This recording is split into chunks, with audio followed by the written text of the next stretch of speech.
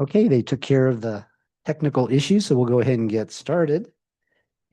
Welcome to the December 16th, 2025 regular meeting of the San Ramon Planning Commission. We'll call the order of the meeting at 6:06 p.m. tonight. May the recording secretary please conduct roll. Commissioner Kuznick. Here. Commissioner Kanjula.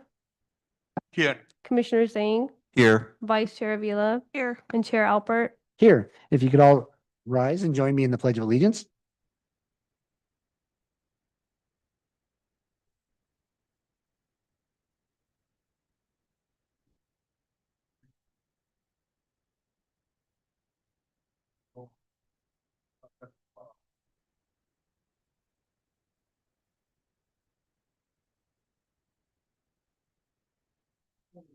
Item 4 is public comment or written communications. At this time, members of the public may address the Planning Commission on any item not already on tonight's agenda. If you would like to speak, please fill out a speaker card located in the back of the room and submit it to the recording secretary. And as practice, we will not be taking any public comment via Zoom. And did we receive any written comment on this item? No written public comment or speaker cards for this item. Okay, then we'll go ahead and close the public comment. Item 5, addition and revisions, there are none. Item 6 is the consent calendar, and item 6.1 are the minutes of the Planning Commission meeting from November 18th, 2025. Are there any public comments on this or comments from the commissioners, corrections, additions, changes? I move that we accept the consent calendar for the minutes of the Planning Commission, November 18th. Second that. Okay. Vote on the.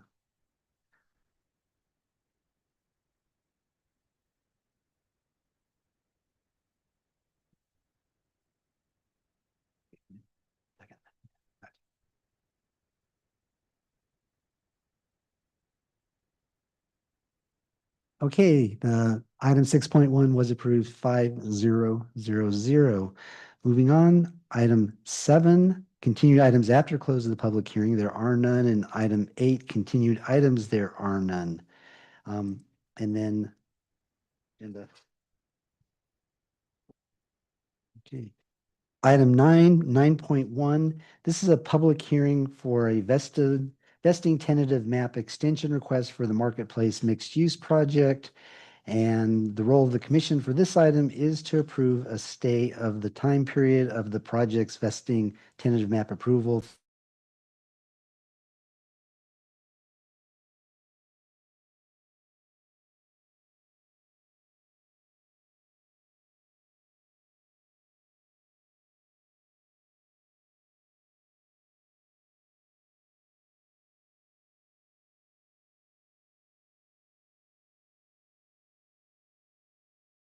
To the vesting tenant map that was approved for the Marketplace Mixed Use Project, Development Project. That map is set to expire on March 14th, 2026. That's 3 years after the City Council conditionally approved the project. The applicant submitted a vesting tenant map extension request due to project delays attributed to a legal challenge that's still currently under review by the California Court of Appeal.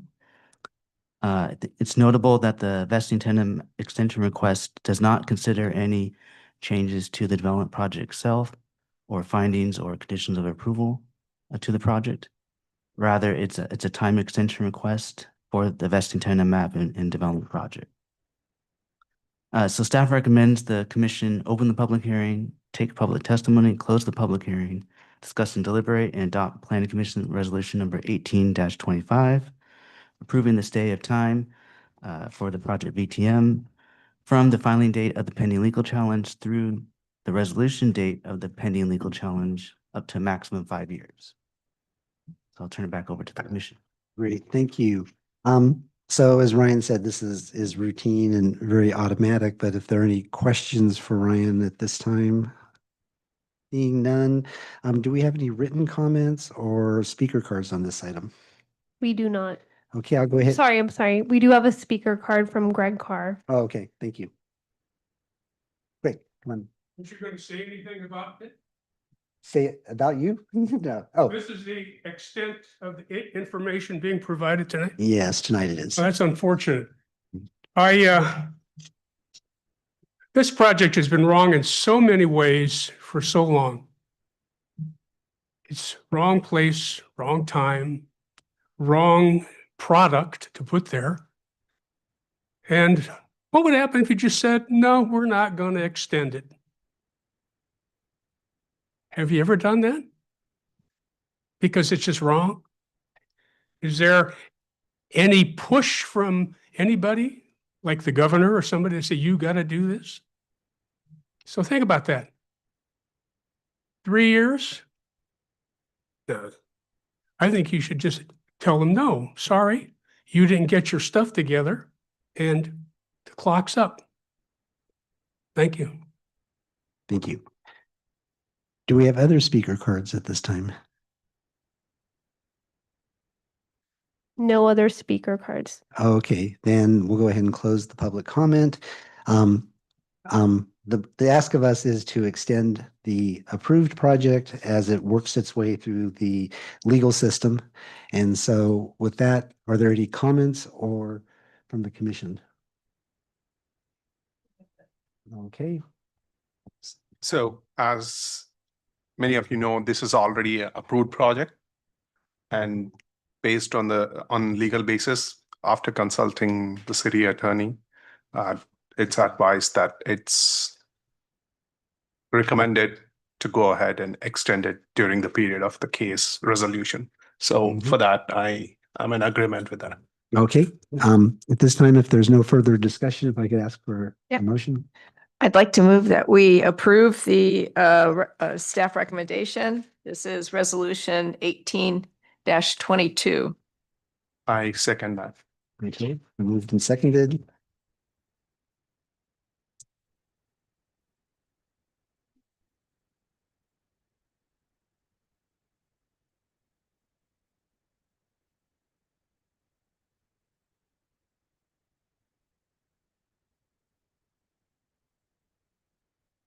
Eighteen 25 is what, I'm on page 14. Packet page 14. Yeah. Okay.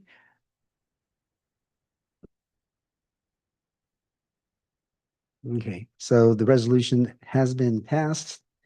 It is very straightforward. There's really no discussion, I think, necessary on the resolution. So I think we can go ahead and move forward on this one.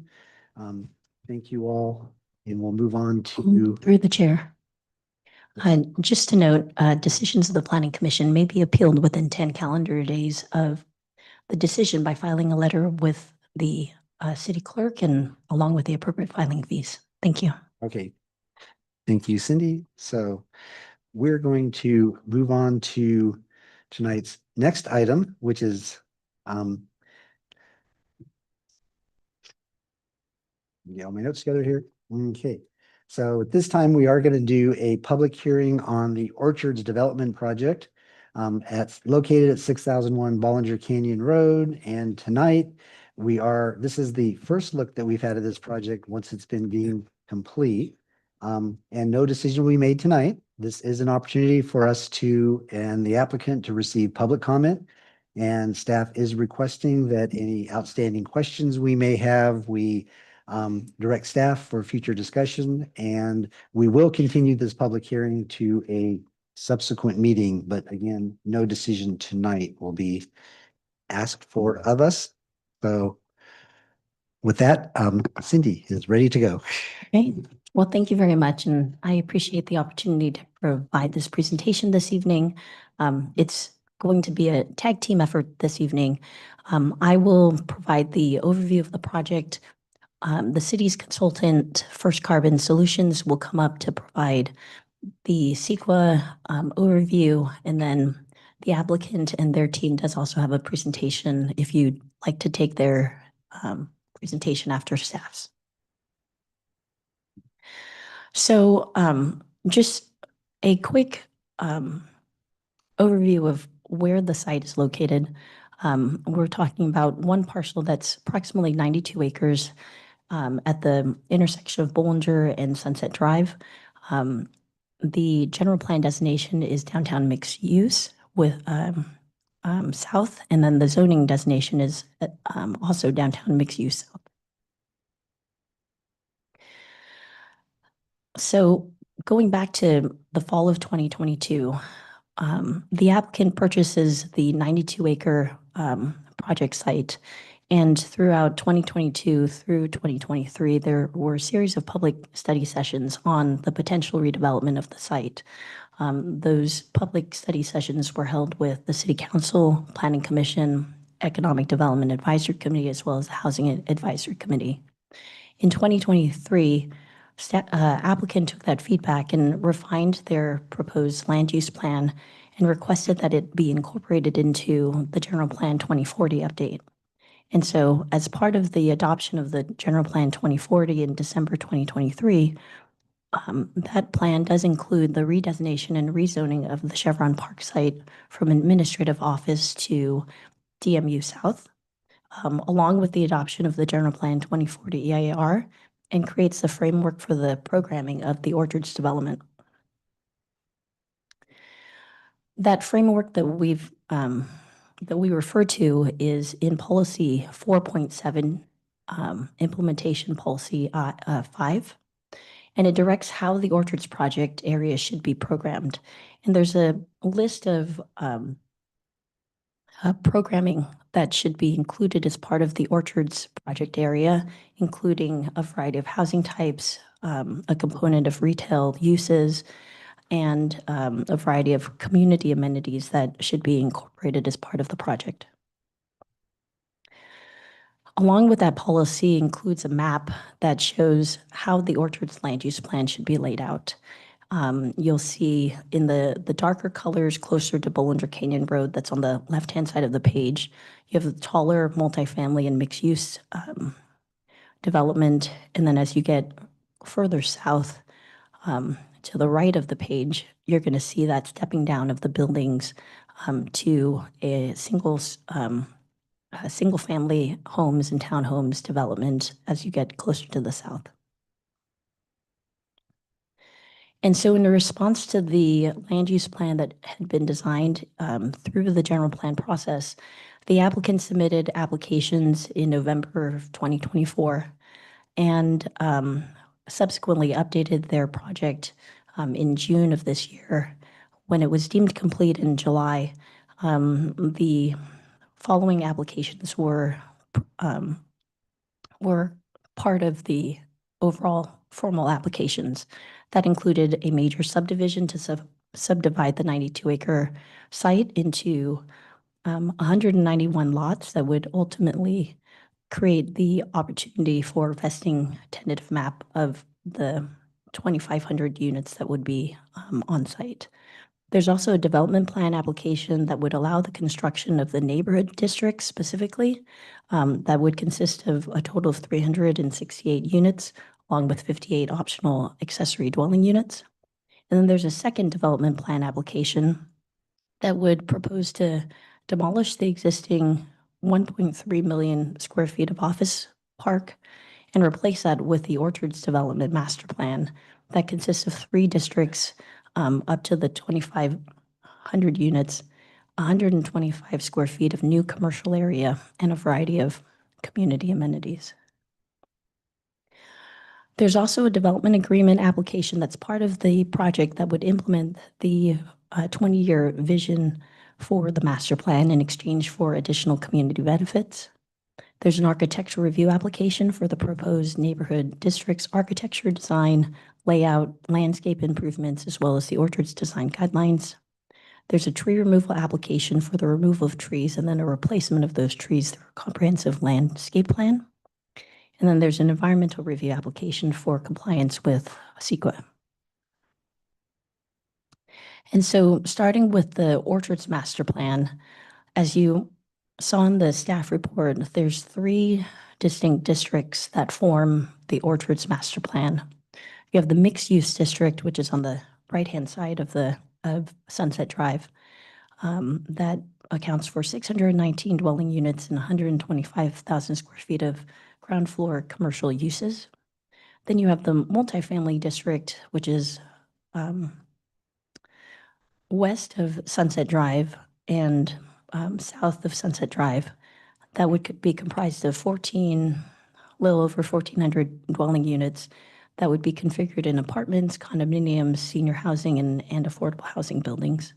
And then you have the neighborhoods district, which is in that green color on the southern portion of the property that is 368 units of lower density single-family homes and 58 optional ADUs. And just to provide, again, an overview of how these districts are expected to lay out, this is just an illustrative plan of the programming that is proposed, where the residential units would go in relation to the multifamily mixed use and single families.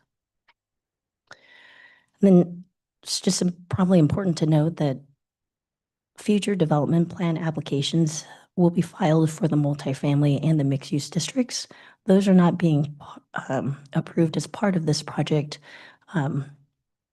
Similar to other projects in the past, with master plans, you create the framework of how that development will lay out over the next 20 years, and then each individual entitlement application would then come in with their own subsequent entitlement review. The exception to that is going to be the neighborhoods district, which we'll cover this evening as well. So just to provide a side-by-side comparison of the general plan 2040 expectations for land use and the Orchards land use plan that is proposed, you can see the framework that was set up in general plan 2040 identifies really this mix of buildings as taller buildings closer to Bollinger Canyon Road, and then slowly reducing in size and bulk as you get further south on the development.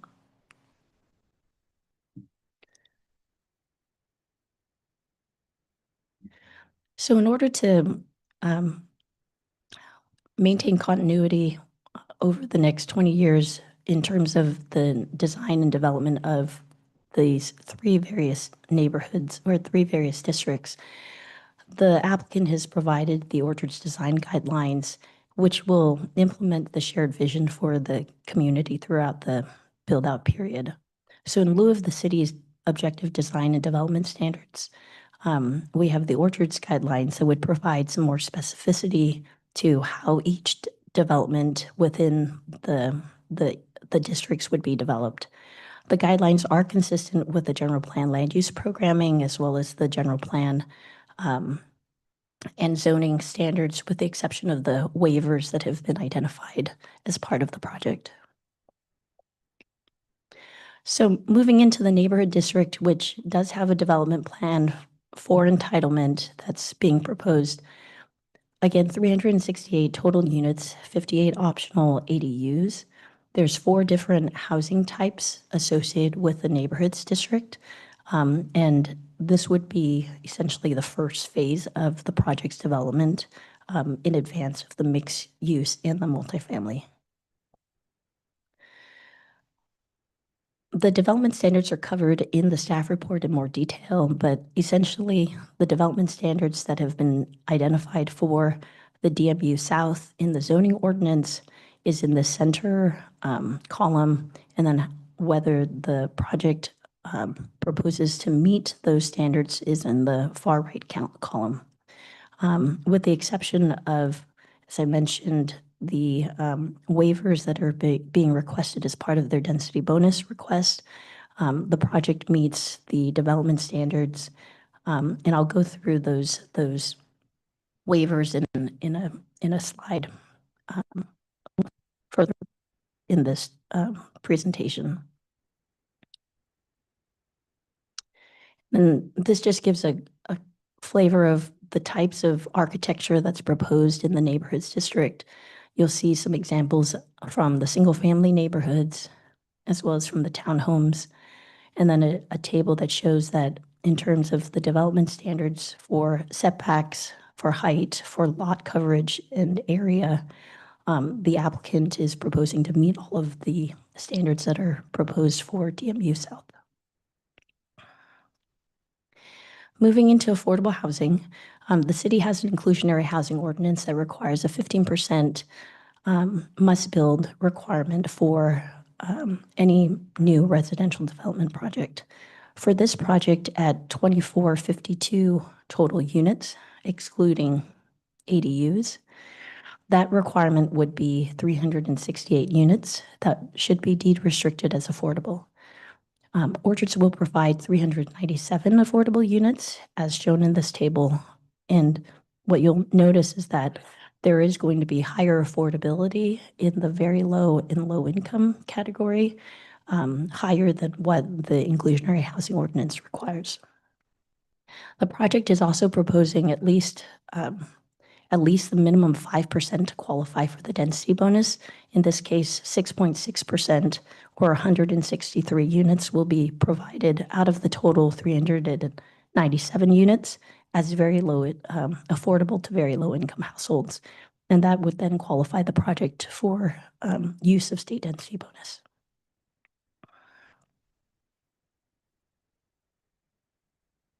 And then specifically because the neighborhoods district is the first phase that's being developed, what we wanted to highlight here is that as part of the neighborhoods district's commitment to affordable housing, there will be a separate application that has been filed for the Orchards Affordable Development. That project was presented to the Planning Commission at a study session last month. So you did get a sense of how that project will get laid out, but effectively, it's 100 units. One of the units will be set aside for on-site manager. The remaining 99 units will be affordable to very low and low-income households. The applicant will be donating the land, and through the development agreement and a partnership with Eden Housing would fulfill the obligation of constructing those units.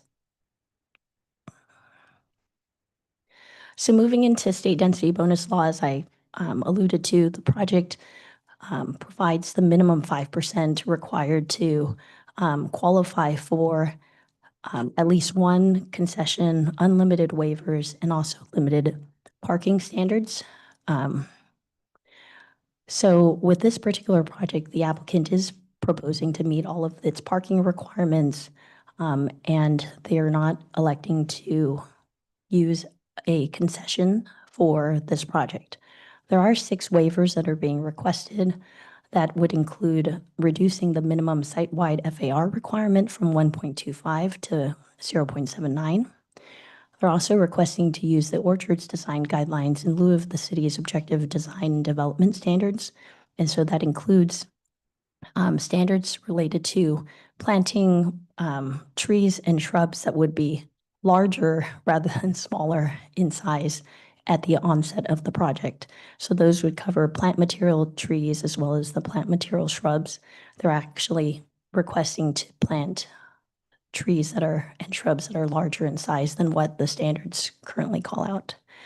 The next 2 are related to parking and circulation, and those are related to the proximity of driveways from the intersection, as well as the requirements to have a median separating the entry points within residential neighborhoods.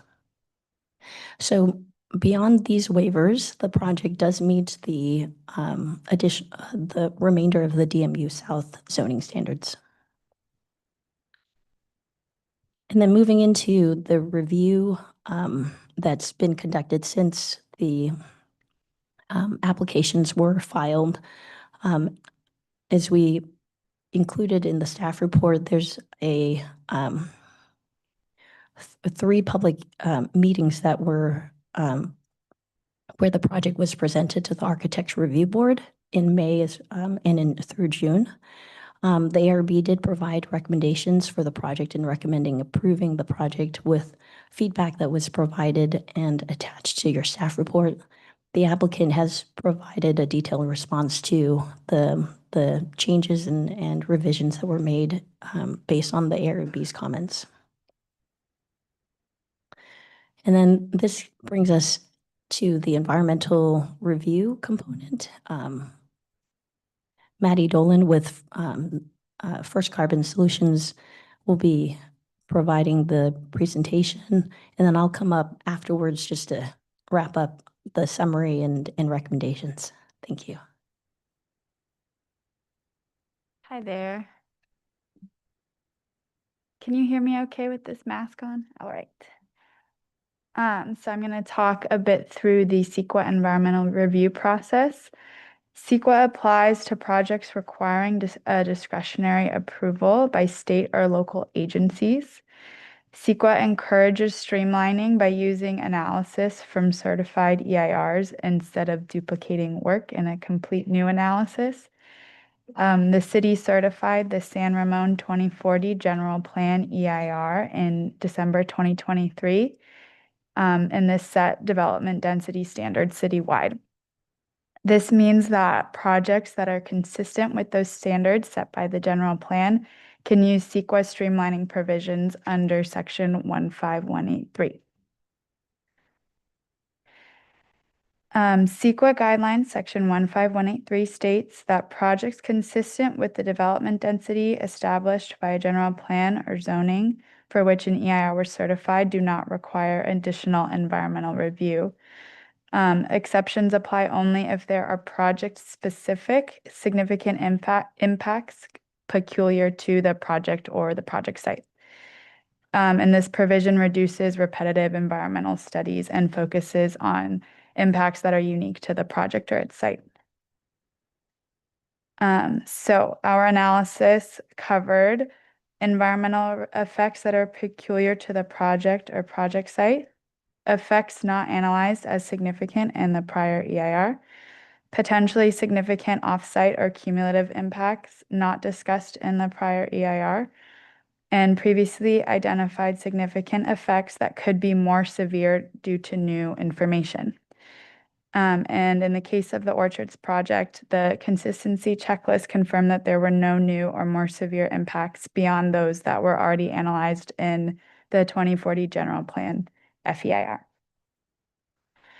Our consistency checklist analyzed topics that you would generally see in an EIR or an M&D, but it did a comparative analysis of those impacts for the project with the analysis in the general plan EIR. We did a program level and a project level analysis for several topics. This is because the mixed use and the multifamily districts, as Cindy explained, are designations of those districts only, and there's not a specific site plan for those yet. And we did a project level analysis for the neighborhood district, because that project will include actual construction of units and the other features. And then we combined analysis where it was appropriate, for example, in topical sections that address project site conditions. And the conclusions of our consistency analysis were that the Orchards project is consistent with the general plan FEIR that was certified in 2023. All impacts were previously analyzed and mitigated under that general plan FEIR. And there were no project-specific impacts that were peculiar to the site, and no further CEQA review is required. Thank you. Thank you, Maddie. So in summary, the project proposes a 20-year master plan designed based on the General Plan 2040 land use policies for the development of up to 2,510 units, including ADUs, at a density of 46.3 dwelling units per net acre. So the Orchards design guidelines will be applied to all three districts and will create specificity and continuity throughout the build-out period. For the first phase of the project, the neighborhoods district, that district will meet the design guidelines and the DMU South zoning, with the exception of the 6 requested state density bonus waivers.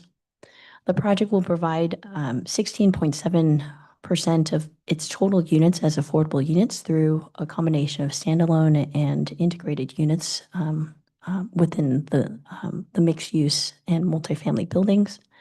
And then a series of studies have been conducted to determine consistency with city as well as environmental requirements.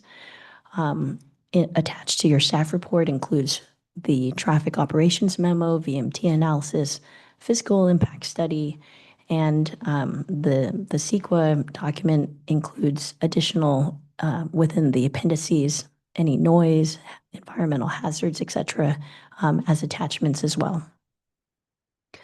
And so our recommendation this evening is to receive the staff report and presentation by the applicant, open the public hearing and take public testimony, close the public hearing, discuss and deliberate, and then staff will review questions and comments received tonight, draft responses to those comments, and provide follow-up material as needed at the next, at a subsequent planning commission meeting. And so that concludes my presentation this evening. I know the applicant does also have a presentation that will cover a little bit more detail about the background and their land use concept, as well as a more comprehensive overview of the traffic analysis. So if you'd like, I can go ahead and have them come up first. I think that would be best to go ahead and let the applicant speak. Okay. Thank you, Cindy. Thank you.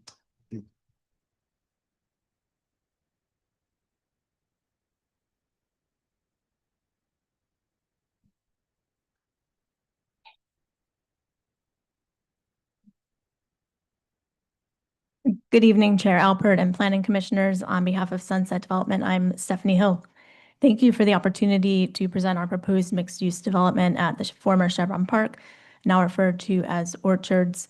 Many of the images that you see within this presentation you have previously seen with Ms. Yee's presentation, so hopefully second time around they'll be a little bit clearer. Before focusing on Orchards specifically, I'd like to briefly set the broader context within Bishop Branch. Over the next 20 years, our residential plan will transform Bishop Branch into a downtown that complements the existing office uses and creates a cohesive, well-designed community. The housing is intended to serve a wide range of lifestyles, singles, couples, families, and retirees, allowing people to choose how and where they want to live over time. This vision depends on a balanced mix of housing types, including market rate and affordable homes, as well as multifamily and single-family neighborhoods. Our land plan is organized around 4 office districts: Orchards, formerly BR1, Sycamore, formerly BR3, Shepherd's Glen, formerly BR15, and Lakeside, formerly 2600. City Walk, our mid-rise residential plan, includes approximately 4,500 homes across 135 acres, bounded generally by Bollinger Canyon Road, Camino Ramon, and Executive Parkway. Belmont Village Senior Living was the first community to open under this plan, and Avalon Bay is scheduled to begin construction in January of 2026. North of Executive Parkway, the DMU North Zone includes 2 to 3 story ownership homes developed by Summerhill, and Trumark and KB Homes are both under construction on 2 residential developments. South of Bollinger Canyon Road, Orchards within the DMU South Zone is proposed to include approximately 2,500 homes, 125,000 square feet of retail, and 15 acres of parks and open space. Tonight's presentation focuses on the 92-acre Orchard site. Our first meeting regarding the Chevron Park redevelopment occurred in the fall of 2022, and over the past 3 years, we've worked closely with city staff, the Planning Commission, City Council, and the community to refine the development plan and to respond to feedback. Given Chevron Park is closed to the public, we've included photos to provide a site perspective of the existing conditions. Chevron Park has 14 office buildings totaling 1.4 million square feet of office, with tree-lined parking lots and a perimeter greenway.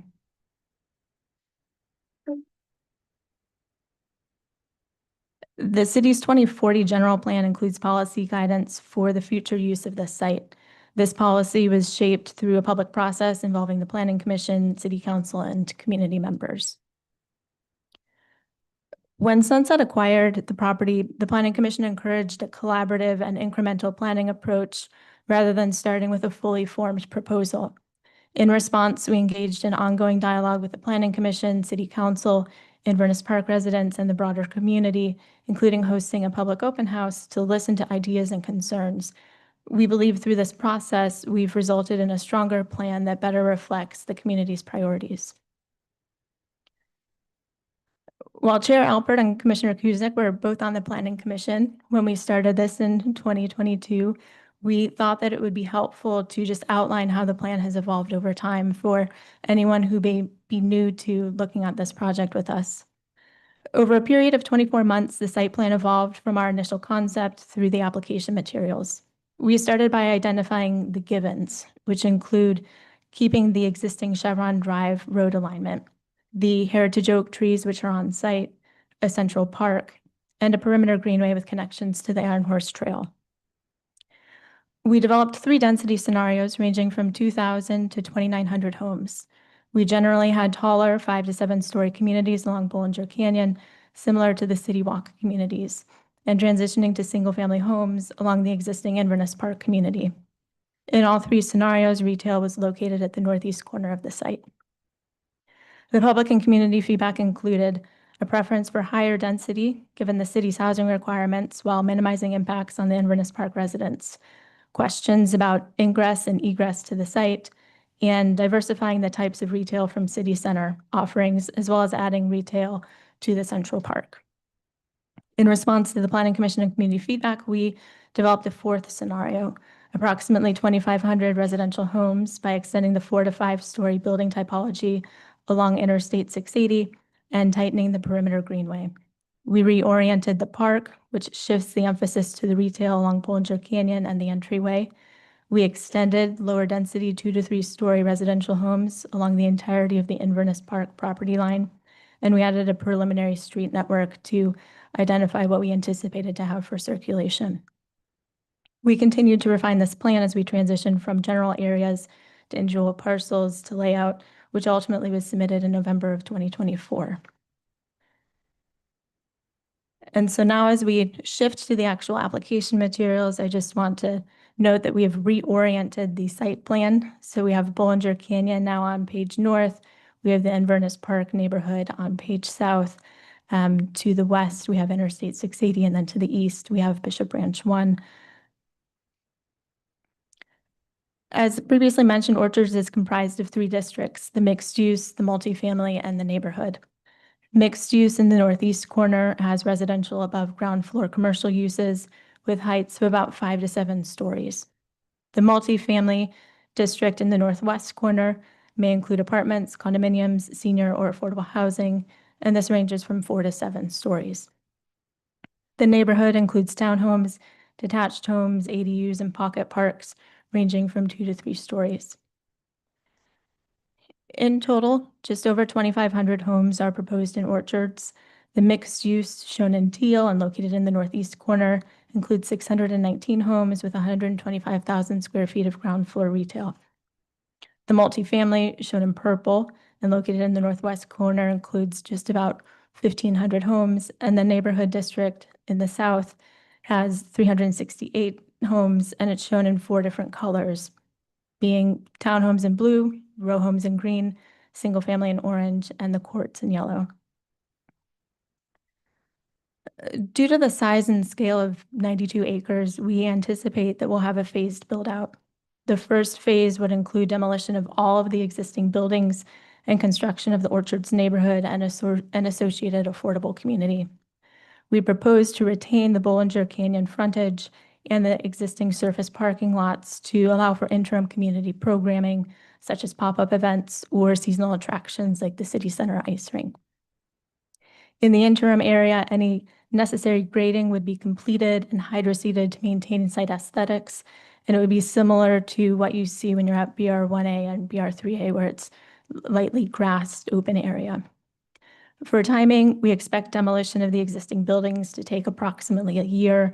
The site would require new infrastructure to support the development. This may overlap a little bit with demolition, just depending on site constraints. While subject to market conditions, which I know you hear me talk about frequently, we anticipate the first signs of vertical construction would take about 2 years from the start of demolition and would project that we would have first residential homes in 2028. Eden Housing, who is a developer on the affordable housing site, is similarly aiming to start construction in 2028. So both the affordable and the Orchards neighborhood would be under construction simultaneously. As part of our application materials, we included design guidelines similar to what is in place for City Walk. These provide the principles for architecture, parks and open space, and streetscape due to the community being built out over a longer period of time. To give a perspective of the pedestrian realm and ground floor activation, we've included a slide of what we expect to have as the first floor uses. Yellow indicates residential, red indicates commercial, and light blue shows residential lobbies and entryways. The mixed-use district has 2 retail-lined streets, one north to south and one east-west, leading to Standard Park. The retail streets have wide sidewalks and are lined with active pedestrian-oriented uses, including retail shops, restaurants, and outdoor seating.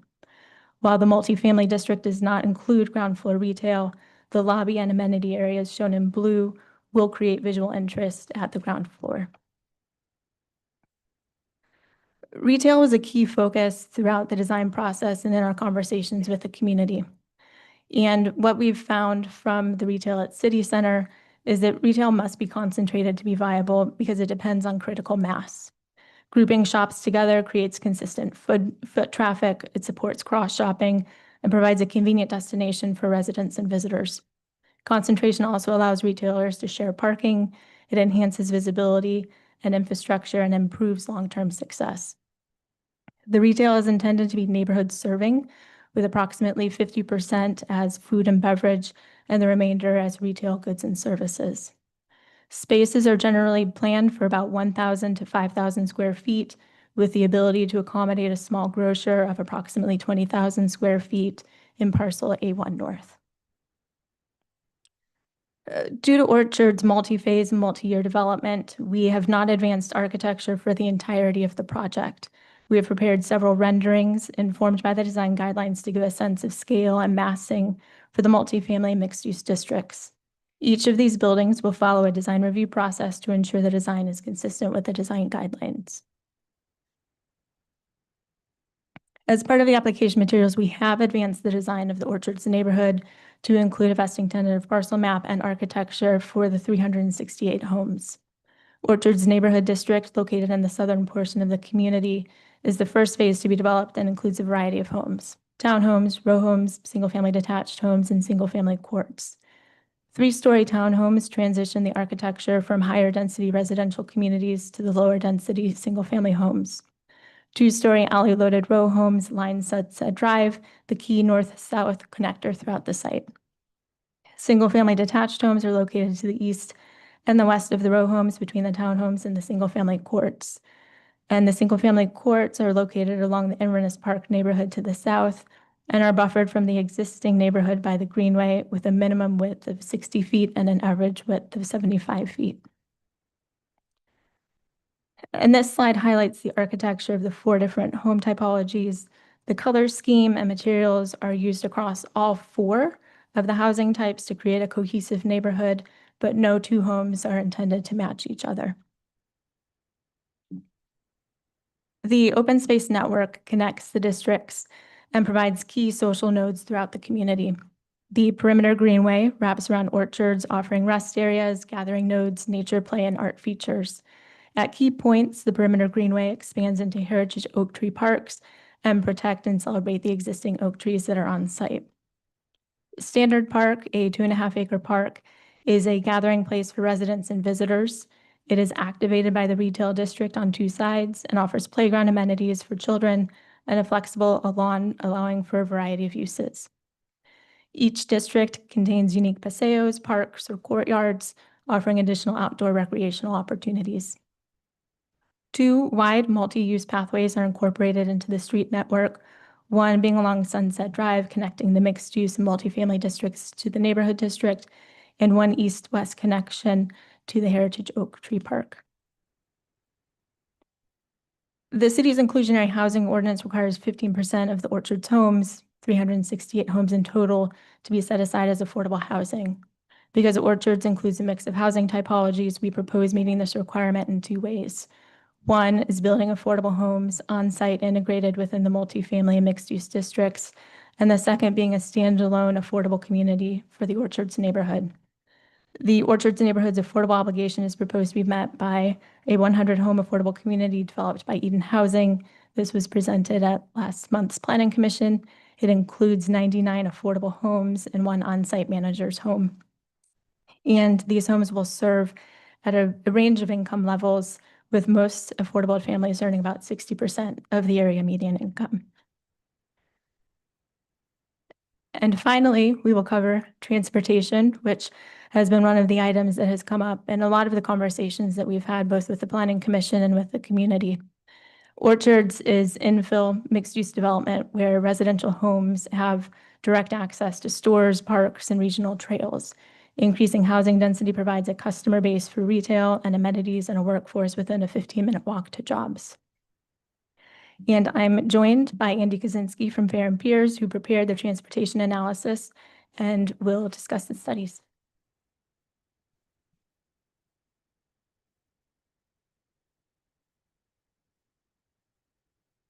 Good evening. Good evening. My name is Andy Kaczynski. I'm a senior associate with Fair and Peers Transportation Consulting, and I have been leading the transportation studies for the Orchards development. So tonight I'm here to just give an overview of our analysis, our methodology, our findings, our recommendations and mitigation measures, and you have the opportunity to dive deeper. I could return for a future meeting to dive deeper into specific topics, and I'm also available to take questions later today. So for the Orchards project, we performed a comprehensive transportation analysis that's been thoroughly vetted by city staff. It revolves around 2 areas. We've evaluated the project's vehicle miles traveled impacts, as well as automobile level of service impacts. We analyzed the effects of the project's full build out, all phases together, in the existing scenario, but also in a future cumulative scenario looking 15 years out into the future. Our level of service analysis generally focuses on the AM and the PM rush hours during the weekday. Averaged across the hour. The queuing analysis, which is part of that, focuses really on the peak of the peak, the 95th percentile within that peak hour. So it's not the typical experience, but it's really looking at the very worst case that could occur. And a reminder that the build out of the projects will take place over an extended period of time, many years. And so the analysis results that I'm presenting reflect the end of that period, and not what would be expected to happen in the near term after the construction of just an early phase. The first thing we look at is the travel demand. How many trips will the project generate? And compared with a fully occupied corporate headquarters, which is what the current yet vacated use is, the Orchards development, the first notable thing about it is that the traffic flows will be largely reversed, whereas the corporate headquarters has workers arriving in the morning and leaving in the evening, and generally coming to and from the freeway. The mixed-use development will largely be reversed. So you'll have mainly residents tending to leave the development in the morning, largely heading, well, all around, but many of them to the freeway, and returning in the evening. So that's an important distinction because that overlays onto the prevailing traffic flows in the area. And secondly, overall, the project would generate far fewer trips in the weekday AM period and far fewer trips in the weekday PM period. It would generate more trips throughout the day taken as a whole, and it would generate more on the weekend. So it's in some times of the week, there's less general activity, and sometimes of the week there's more.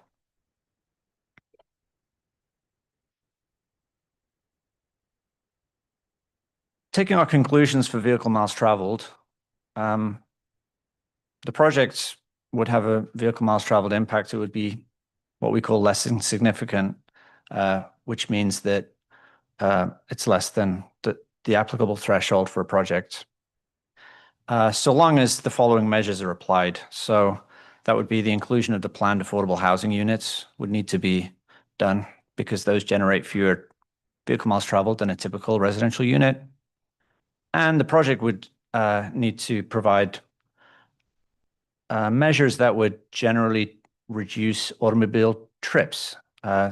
We call those transportation demand management.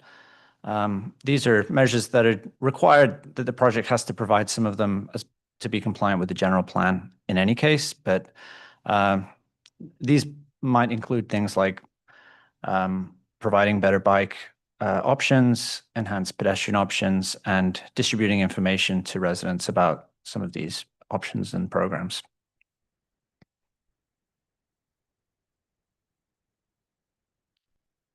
Separately, we looked at traffic operations in the area with the project.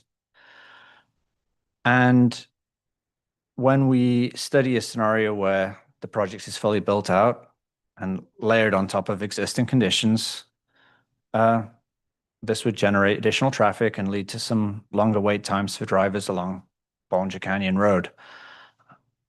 Notably, all of the intersections within the vicinity of the project would be within the city standard for operations, but ultimately drivers that would be going along Bollinger Canyon Road would experience additional delay and traffic at some of the signalized intersections as they go.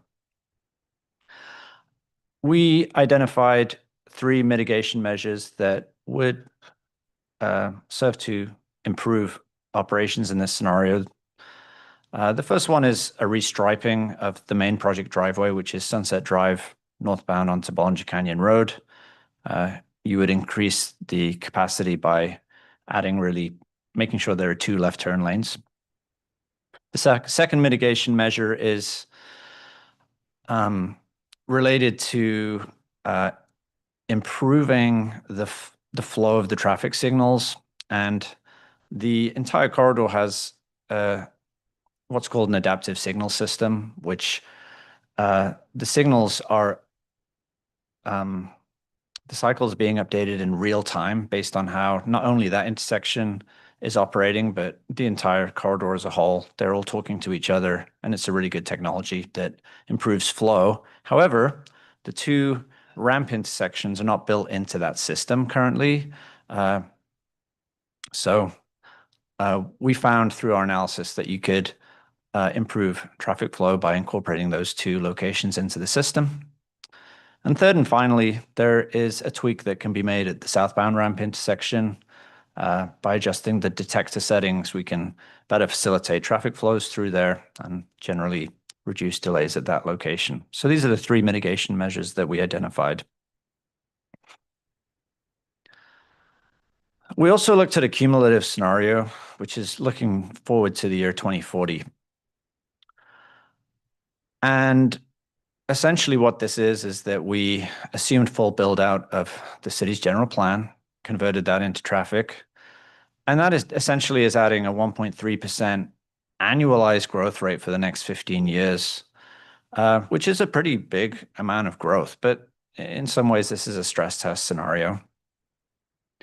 And that would result in 3 intersections experiencing what's called LOSF, level of service F, which is, it's a significant congestion where drivers would be backed up quite a bit at many of the intersections at 3 locations, 3 intersections in the network. However, that condition is really solely due to that background growth that would occur, not uniquely due to the project itself. So overall, taking these findings together, our recommendations and considerations are: first, the project's going to be phased in over many years. And so with a project of this scale, the city should be continuously monitoring how traffic conditions are evolving at each phase and adapting signal timings in response. Secondly, the project should design and program and invest in walking, biking, and transit. That would increase the appeal of those ways of moving around and entice some people to travel using those modes instead of driving. That would reduce congestion.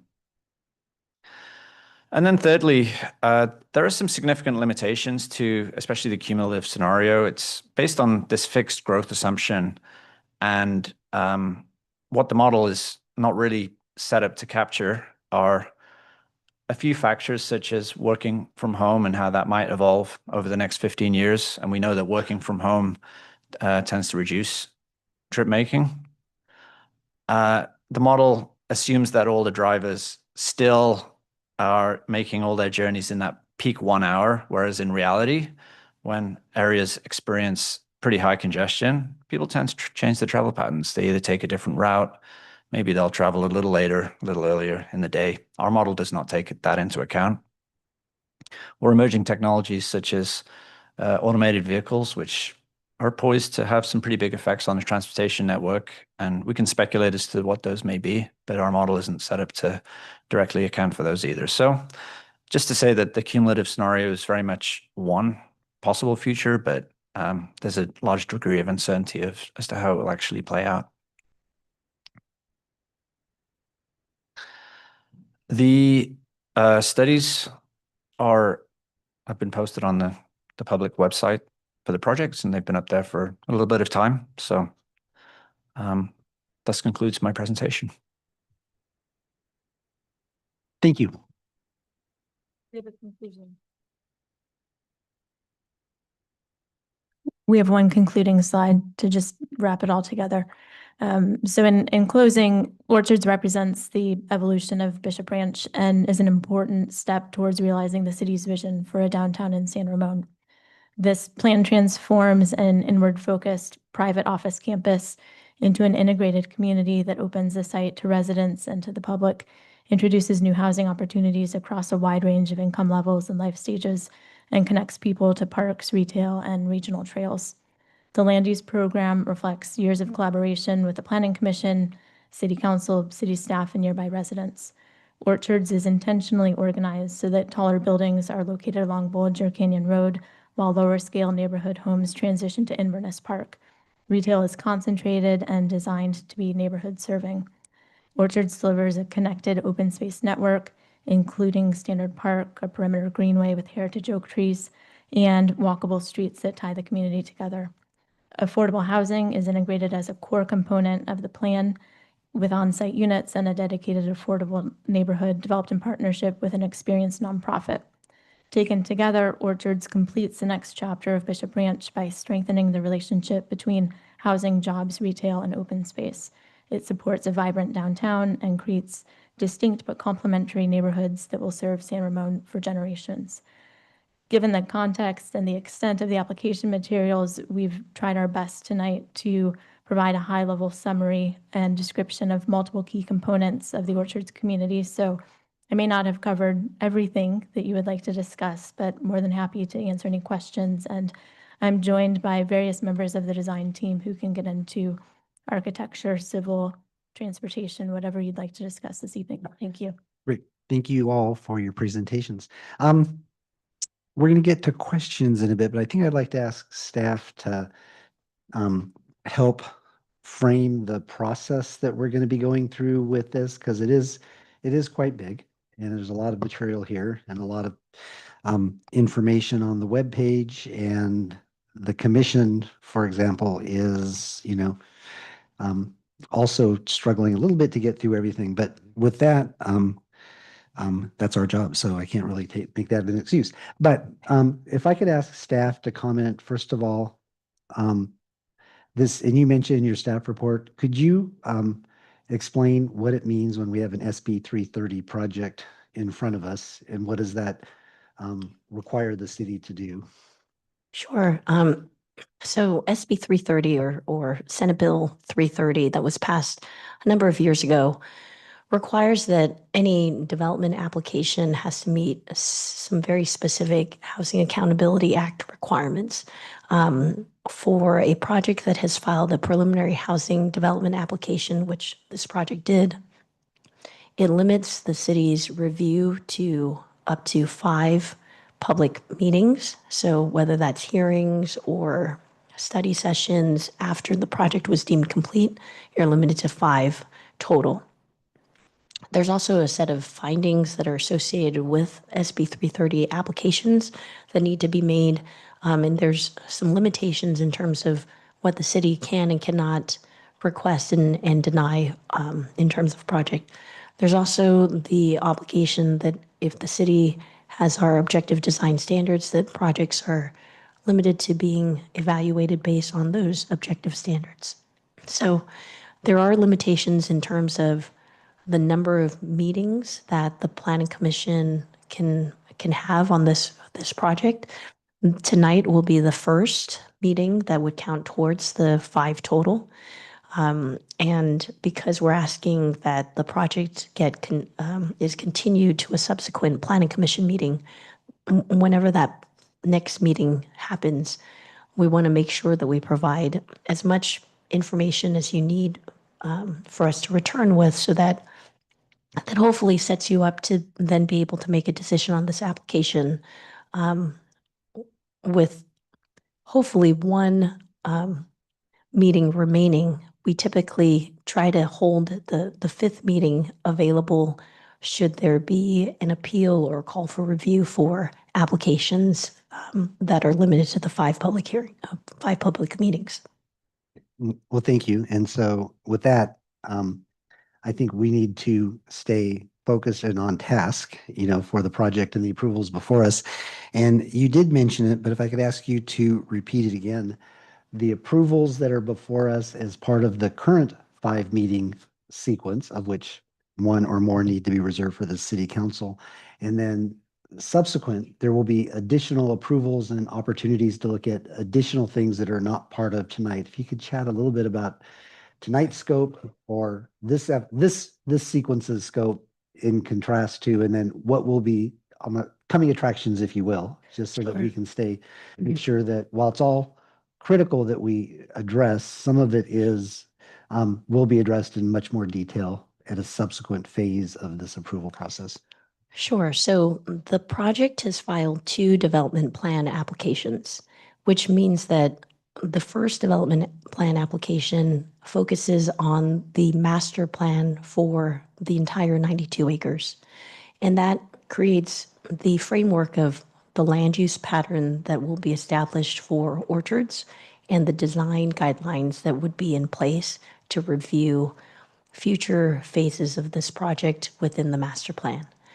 The second development plan application that was filed is specifically to what we call entitle the neighborhood district, which is that 360 unit development that's in the green areas south of Sunset Drive. And because they have provided entitlement level details, meaning setbacks, site design, lot configurations of each individual unit that is within the neighborhoods district, that entitlement would essentially, if that particular application is approved, would then allow for the applicant to then file a final map that would then allow them the ability to move into construction of those specific units. Beyond the 368 units outside of the neighborhoods district, there will be subsequent development plan applications similar to what's being done with neighborhoods district filed for future review, because we do not have that level of detail that's been provided as part of these applications for the multifamily and the mixed-use districts. So, for example, the Planning Commission saw one component that will be part of the entitlement review in future phases at your November meeting for the Eden housing development, the 100 units. That would essentially be the same pathway for the remainder of the 2,452 units outside of neighborhoods district that would be filed subsequent to the approval of the master plan. Just to maybe add to that, for example, tonight will not be, this phase does not include the park, does not include the mixed use, which includes retail. So those will also be at subsequent hearings. So tonight, we're not approving, for instance, the layout of the retail or specifics around the retail because that's not part of this current application. Is that correct? That's correct. So the master plan lays out where those elements would be proposed in the future within the orchards development area, but it doesn't include specific enough details for this commission to be able to approve units and square footage and building approvals to allow for that development to go into construction. I would also say that the development agreement, although it's been filed as part of the overall project applications, the development agreement will trail the review of this larger master plan and development plan application because in the development agreement does require legislative approval of a ordinance to adopt that development agreement. And so there will be a recommendation ultimately from this planning commission at a later date on the specifics of the development agreement that would then be forwarded to the city council. We've provided a preview of what the development agreement in terms of its 20-year projection would include, but the details of that will come at a future planning commission meeting. Great, thank you. Okay, so with that overview from Cindy, I think the process tonight and one of the goals tonight is to not be here until 2 in.the morning, although it probably could take that, but we do have future meetings that we could actually use to do a much deeper dive on specific topics. So the goal, I think, for tonight would be to ask our questions, certainly ask for the public input, and then as we wrap up, to identify specifics that we think warrant or we would like or we hear the public would like much more time dedicated than the few slides we got tonight. And that would be at a next meeting so that, both staff and as well as the applicant have time to prepare, and us and the community have time to read further read the thousands of pages that have been already posted on the city's webpage. So let me turn to the commission and see if there are clarifying questions at this time. And again, these are clarifying questions that were not clear in the discussion. And then we'll open public comment and certainly expect we'll have comments, questions from the public that we'll want to listen to. And then we'll close public comment and then have an opportunity to give direction to staff for subsequent commission meetings. That makes sense. So let me look around and see if there are some clarifying questions. Commissioner Kuznick. I have a couple of them. First of all, I apologize. There was a statement in the packet that the waiver included the change to the FAR, and what was cited here was that it was site-wide. And so the question is, are we talking about the totality of the orchards or just the neighborhood? 0.79 that's proposed is site-wide. Okay, So it would include the the other other parcels. correct. Okay, thank you. I just wanted to be clear. Okay, and then I have a technical question about the CEQA that statement that we have on this packet. It's on page 21. Where it says, quote, CEQA mandates that projects which are consistent with the development density established by ... general plan policies for which an EIR was certified. Okay. The fact that we are getting design guidelines that are not our city guidelines, does that impact that statement of time in which the conditions by which an EIR does not need additional review? So the design guidelines do not extend any waivers for development standards other than FAR and the other waivers that were identified for parking and trees, Okay, et cetera, the project continues to maintain maximum height limits, landscape requirements, all of the typical development standards that are associated with the DMU South. The design guidelines does continue to maintain those same standards within the design guidelines.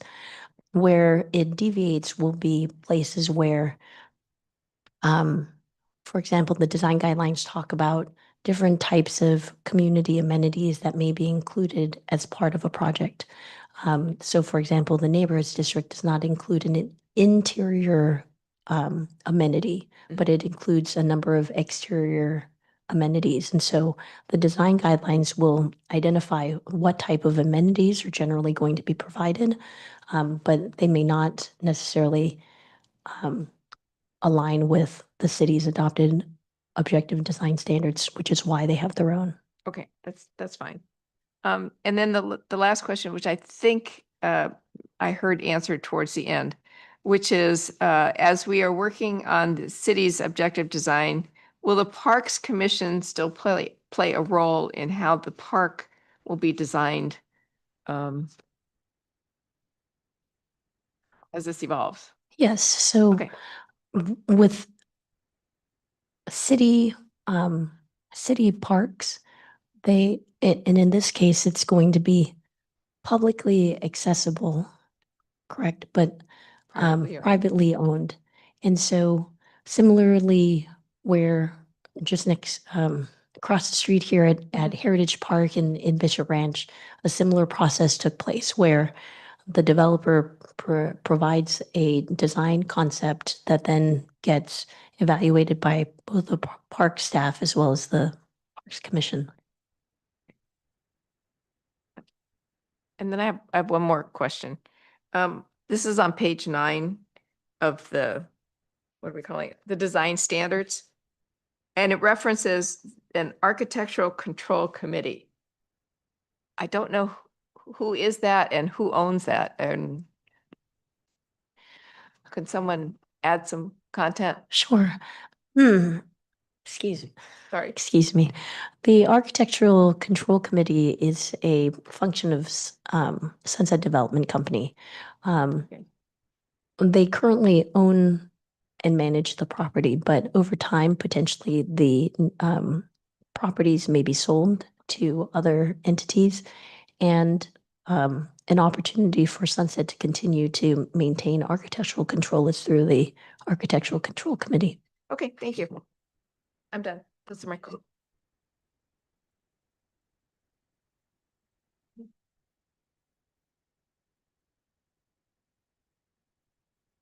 I had a question regarding the total square feet of retail development for the mixed use development. In the staff report, I see it's minimum of 125,000 square feet. And then in the CEQA document, it references 388,097 square feet of mixed use development. I'm not sure where that number came from, or if I don't know where that's from. And then I also see, other references to the 125,000 square feet. So I'm not sure how much square footage is actually being proposed. If it's a minimum, are you trying to meet that? Is the maximum 125,000 square feet? Why does the CEQA document say 388,097 square feet? I will speak to the 125,000 and I'll defer to First Carbon on the 368,000.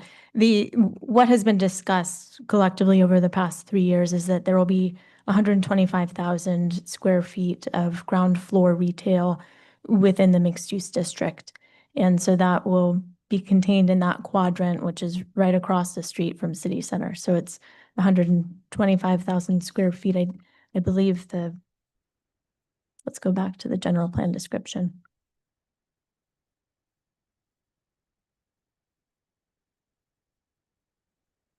So the general plan description is a minimum of 125,000 square feet. So that's the minimum that we will hit as part of the Orchards development, and our site planning includes that 125,000 square feet based off of the current massing study. So does that mean that you are also proposing, like in addition to ground floor, some other above ground retail uses as well that would surpass that 125 square feet? And that's why the CEQA document says 388? Yeah, I can answer that. So that 388,000 number is for the total development within that district. It's not just for the commercial development. It's for the mixed use development in total.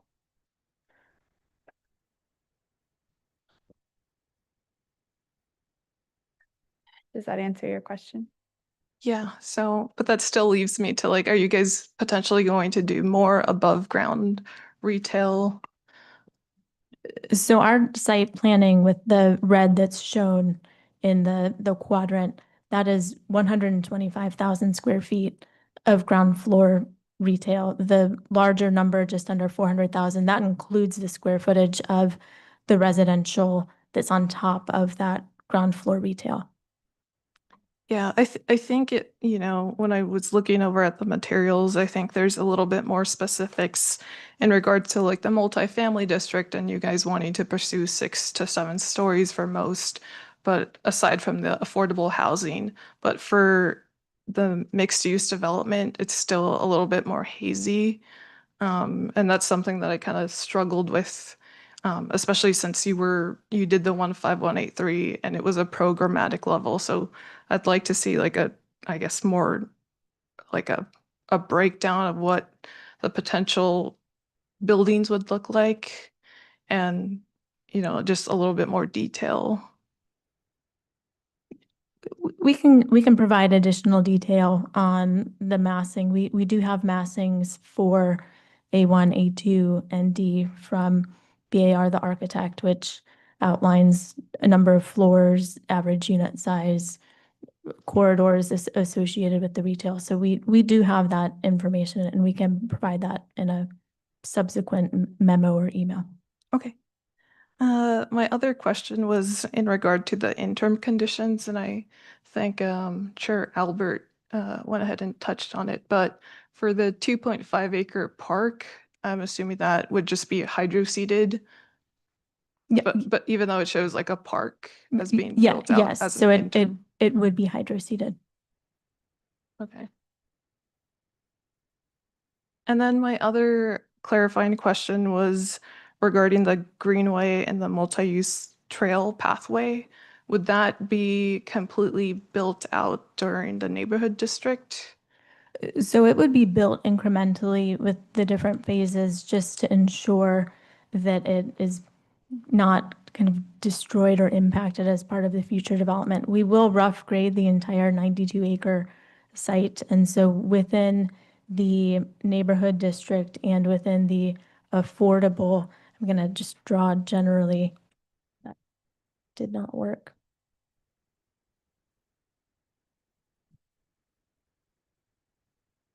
This is not working very well for me. But it would cover kind of the highlighted green area that's contained within the perimeter greenway that would be developed as part of the neighborhood district and as part of the affordable development.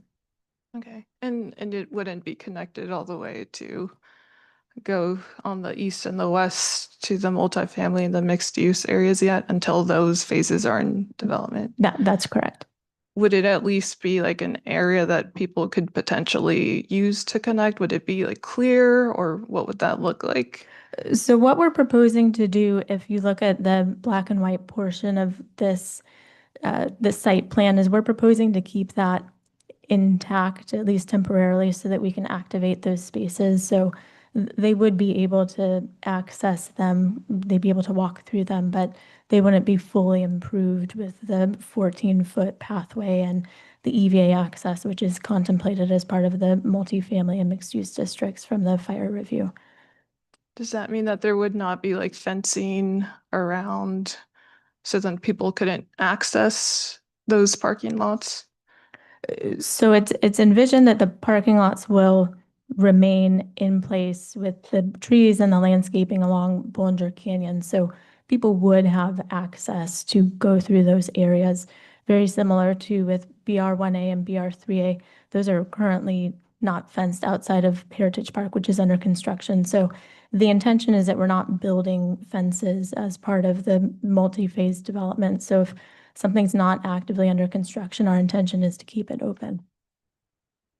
Okay, and then in terms of the Eden affordable site, once you do get through the project level specific review of getting these entitlements granted, would we then go ahead and see the affordable site with that development agreement come forward at the same time? Or would that be like a two-step process?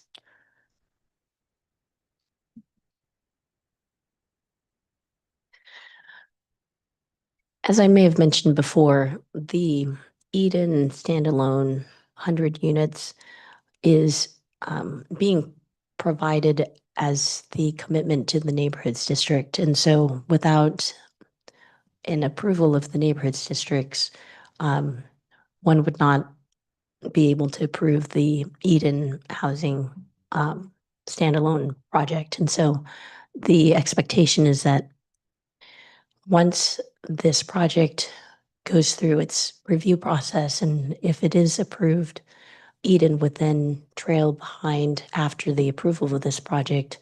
There will be a development agreement associated with that project that would be considered as part of that application. I guess my concern is if we do approve it, it's like you need one in order to get the other. Would there be some sort of conflict if Planning Commission would move forward with approving this and not having any of affordable site, like any affordable homes, I mean, to satisfy our IHO? The conditions of approval will require the affordable housing commitment and the numbers that are associated with the neighborhoods district, specifically what has been proposed as part of the affordable housing plan. So the affordable housing plan will be an attachment to the approval, and as a condition of approval, the numbers associated with the neighborhoods district in one of the tables that is attached to the staff report will be a condition of the project. Okay. And would we just be, I know that it's mentioned about the, multifamily and the mixed use and what those affordable requirements would be. Would that also be part of this, even though we're not looking at the project specific details yet? So the commitment that the applicant has made is that as part of their affordable housing plan, those are the minimum numbers that are going to be provided for Orchard's master plan. And those are numbers that they're committing to as part of the approval of the project. We will have, the way that we anticipate structuring the conditions will be conditions specific to the master plan, which will be the overall total unit count and the affordable associated with that. And then there will be a separate set of conditions that will be specific to the neighborhoods district. And those will be added as separate obligations to neighborhoods district as that gets entitled the obligations for that particular entitlement. Okay. And then my last question is regarding traffic. Since the traffic analysis and the VMT analysis were both completed for the project, and we do know the programmatic levels of what that square footage would be developed, would we, when those project specific, mixed use and the multifamily come, would the applicant again have to do a new VMT and another traffic study, or would they just fall under the scope of what has been done for the 15183 at this time? The way that we've approached VMT specifically, because that is an obligation of CEQA to evaluate VMT, is that with each new additional application that's filed, we have required a additional VMT analysis specific to that project. We do know from a program level that the expected unit count within the master plan does address VMT and a reduction of VMT through measures that will be made conditions of the master plan. But we do anticipate with each entitlement, similar to how we've been doing each project, you would have an additional VMT memo that trails that. From a CEQA standpoint, level of service and traffic operations is no longer considered part of the CEQA checklist review. And so traffic operations is typically handled differently depending on peak trips and how many of those generate. So we would have to look at that on a project by project basis as they come along. Okay, thank you. That's all my questions. So Cindy, I'm gonna keep you on spotlight here. So just from the commission's perspective, I would like to understand the entire project timings and what would be the dependencies. Some of the questions that have been earlier alluded to by chair as well as other commissioners. I want to say we are looking at total 7 pieces of it, MJ to 2024 all the way to ENVR 2025-003. So total 7 pieces that would encompass the entire Orchards development project. But here we are looking at 2 things, the overall aspect as well as an individual component of it, right? So I want to understand what would be the dependencies and what would be how would the timing look like? Say, for example, as Stephanie has mentioned, after the demolition, it would take 2 years to build. What would be the other dependencies that we have to consider as Planning Commission?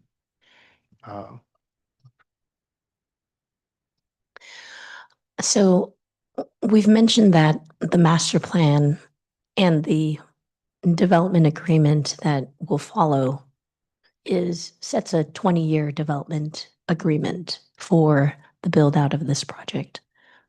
The development plan application has been filed sets up the maximum number of units within each of the neighborhoods and the program details associated within those neighborhoods. So within the design guidelines, you have things related to architecture and parking and setbacks. And so the master plan creates that framework where it would allow the development to progress over a 20-year period. What's in front of the commission this evening is again, specific entitlements for the neighborhoods district, the 368 units plus the 58 ADUs. If the commission approves the entitlements and it's not called up for review or appealed to the city council, the applicant can then begin construction of the development to improve it so that ultimately a final map that allows for the sale of those units can then commence. So the expectation is that the neighborhoods districts will be fully entitled if the planning commission approves this project. That allows them to move forward with construction of the project. The master plan, if the commission chooses to approve that, then creates the framework for the future phases, but it doesn't provide enough detail right now to show how many floors are going to be in the building. You only know there's a general expectation of how many floors based on the design guidelines, but you won't have that project level detail until the entitlements are actually filed for each of those buildings, as well as for the park. Could I just ask, is your question trying to get a sense of when we might see the mixed use or when we might see, the next phase of something after we get through this piece, I think. And I think the applicant can probably address sort of what their thinking is. I know Yeah. probably the very first words are going to be depending on market conditions. Absolutely. But is that the nature of your question? No, my nature of question from timing perspective, especially, there are total 7 project applications that have been put forward, right? That we are looking at. But one specific neighborhood district that we have information that we would be moving forward. Along with the components that we will look at to see, okay, do they satisfy the 15% affordable housing? So where should the timing be? We have, as a commissioners, I'm only looking from a timing perspective, architectural perspective, and they will look individually. If we approve this, what are the timings or the conditions that we can provide in this approval? Do we see this affordable housing by this time? By the time, can we do anything of that kind? I understand. So there are 7 applications that the applicant has filed, so formal applications. Of those 7, 6 of those are going to be requested for determination by this planning commission before we get to our 5 maximum public meetings. Those 6 applications will approve a vesting tentative map that will create the 191 lots that will then allow for the entitlement of the neighborhoods district and then future parcels that would then be created within the multifamily and the mixed use. There are those 2 development plans that I've mentioned for the master planning and for the neighborhoods district, the tree removal, the environmental review, as well as the architecture review are all part of the commission's purview for approval when we hit our maximum 5 public meetings. As part of that review, we would be looking for any comments or conditions associated with the affordable housing plan, the layout of the development, all the architecture related to the neighborhoods districts, the design guidelines, the comprehensive, programming of the master plan. And so the decision before the commission is going to be everything that's been included except for final details associated with multifamily and mixed use. And the timing would be typically,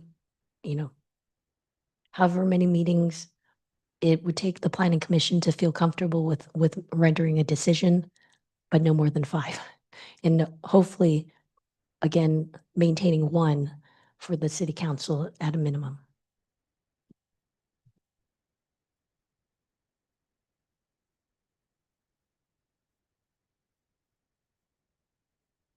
Okay, I think I'll have the subsequent question later.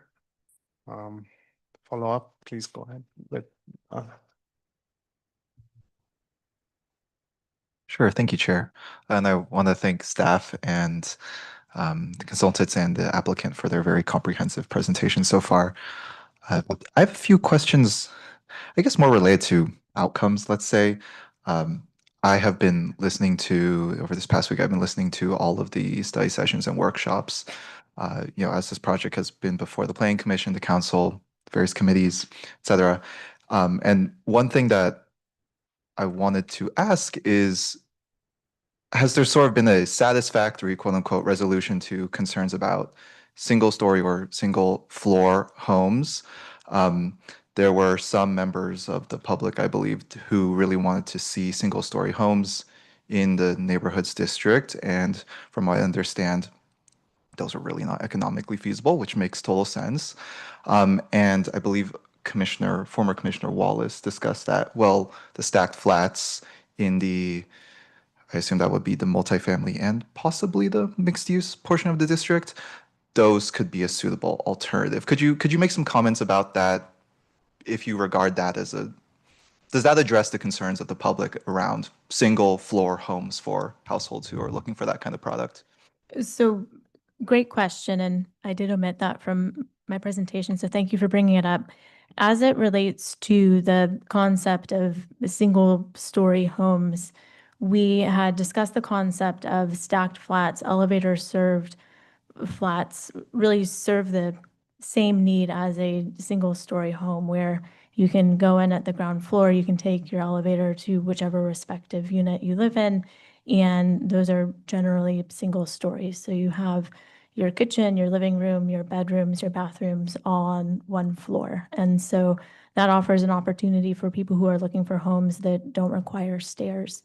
Now, for people who still want to own that single family home, the majority of the homes within the neighborhoods district, although they are 2 to 3 stories, the predominant layout includes a bedroom bathroom on that ground floor, which would allow for single floor living to the extent that stairs ultimately do become a problem.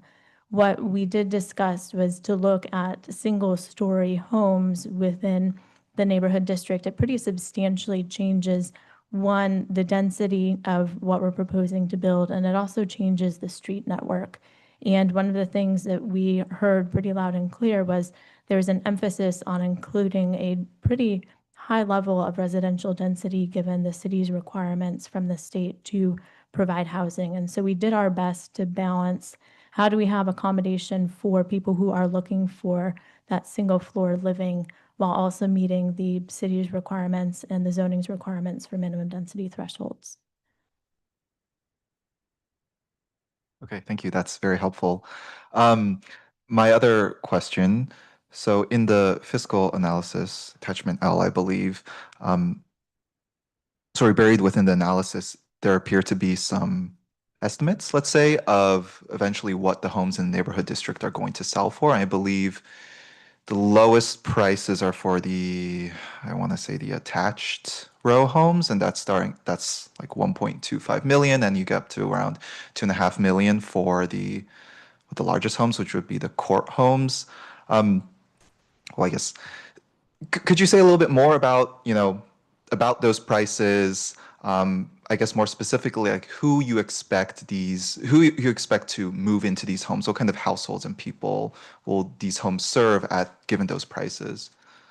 So part of the fiscal impact study was informed by existing housing prices within the city of San Ramon. And if you look at the existing housing stock carving out, I'll speak to City Village separately, the median house purchase price in San Ramon ranges from $1.4 to $1.8 million. And so we also looked at what are the home sales prices for City Village. And City Village is a different type of housing type that has been built throughout San Ramon. It's the most dense product that Summer Hill has built within the Bay Area. And so it's much denser. You have smaller lot sizes. And so although it is a pretty big purchase price and sticker shock, it is a different type of housing than what has predominantly been built within San Ramon. And when we look at who's buying the townhomes, you're looking at young families. You're also looking at people who are downsizing from large homes with large yards that no longer serve the household. You may have empty nesters. You may have people who are downsizing.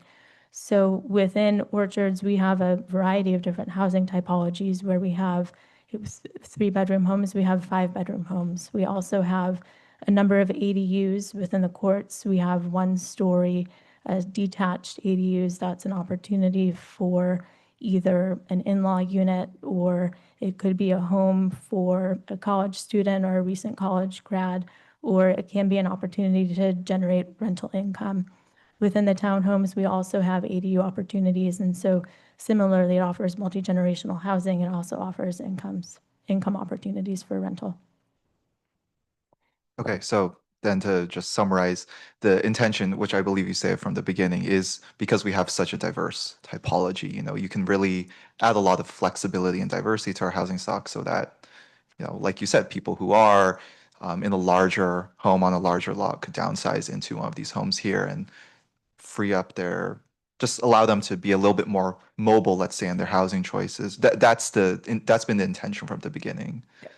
And that has been the intention within the housing that we're building within the larger Okay. Bishop Branch district, is to make sure that everyone has the ability to move in. And that's one of the things that we look at with Eden's affordable housing, where we have people who have lower incomes who are able to access the really great resources within San Ramon, offering housing for families, offering housing for recent college grads, creating that studio unit that hasn't been built within San Ramon for the past several decades. Okay, great. Thank you so much.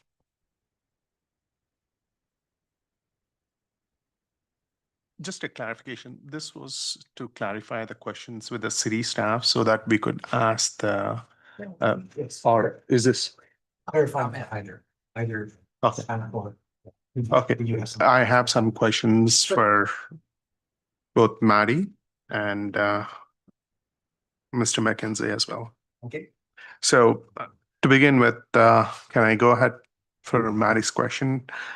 Where on page 22 of the deck that was presented by the city staff, the environmental effects that are peculiar to the project or its site. So what are the environmental effects that are peculiar to the site that have been identified? What can you list them out? And what are the impacts that need to be, or what are the adjustments that need to be made regarding the EIR reports that pertains only to this site, not in general everywhere? So the consistency checklist that we prepared, it did not identify impacts that are peculiar to the site. It did identify areas where mitigation from the general plan EIR needed to be applied, but we don't consider those peculiar to the site since they were already. So just understanding. So being next to freeway is not considered peculiar for this site. The noise would not be considered a peculiar. So what do you consider peculiar? Could you kindly elaborate on that? Because I'm trying to understand the situation, how 92 acres, it is sitting right next to Inverness Parkway in the back and freeway to its west. And if you can elaborate a little bit more, you have provided a checklist, but how did you look at it? Yes. Those are the things that I Yes, would like thank to you see. for clarifying. So when I say we didn't identify anything peculiar to the site, I mean, we didn't identify a more significant impact. The analysis that we prepared in the consistency checklist looked at all of those individual features of the site. So for example, noise, which you brought up, there was a project-specific noise analysis prepared per the mitigation measures of the general plan EIR.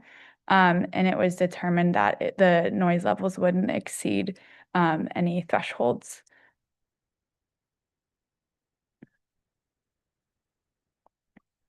Okay. Maybe if I could help. So the general plan included a full EIR. And what we did for this was a checklist against this project as it relates or compares to the already adopted full CEQA analysis that was done as part of the general plan. And when you talk about, was there something exceptional, was it exceptional over what's previously been studied for the general plan? Is that correct? Correct. So you are comparing all the numbers to the general plan 2040. We're preparing an analysis specific to the project site and looking at if the significance level was higher than what was predicted in the general What would be that percentage? Or how far off the standard deviation does it need to be? It depends on the threshold for the topical area. And so in the general plan EIR, impacts were evaluated significant and unavoidable, less than significant with mitigation incorporated, less than significant or no impact. We did an individual analysis of this project and made sure that there were no topical areas where the impact was considered higher than what was evaluated for that topical section in the environmental impact report for the general plan. Okay. There are some numbers somewhere that does a comparison in the EIR report that you guys have provided? Okay. They didn't further. Could you kindly expand on the comparisons that you did? Are there tables or numbers that you would be providing? So in this consistency checklist, it goes through each topical section. So air quality, aesthetics, noise, all of those. Page 23, that Yes. general public. I want to see how was the comparison made to general plan? Are there numbers somewhere that you guys can help provide? So through the chair, attachment E to the staff report has the 194 pages of the checklist. Oh, The checklist includes a specific analysis of each of the topics that Maddie's referring to. So they go from aesthetics, in alphabetical order down, and they do it at both project level and program level, and a comparison to the general plan EIR is provided within that checklist document. So each topic is evaluated. There's a summary at the start of each topic that is a yes or no, and then details that follow within each topic within those sections. oh, and the percentages would be there. Thank you very much. Thank you. That's all I was looking for. Okay. And my next question for Mr. McKenzie regarding the traffic study.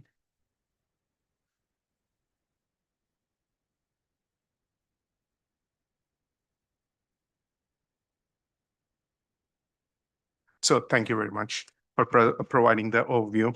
So I'm going to ask you two questions. Probably the second one might be very easy.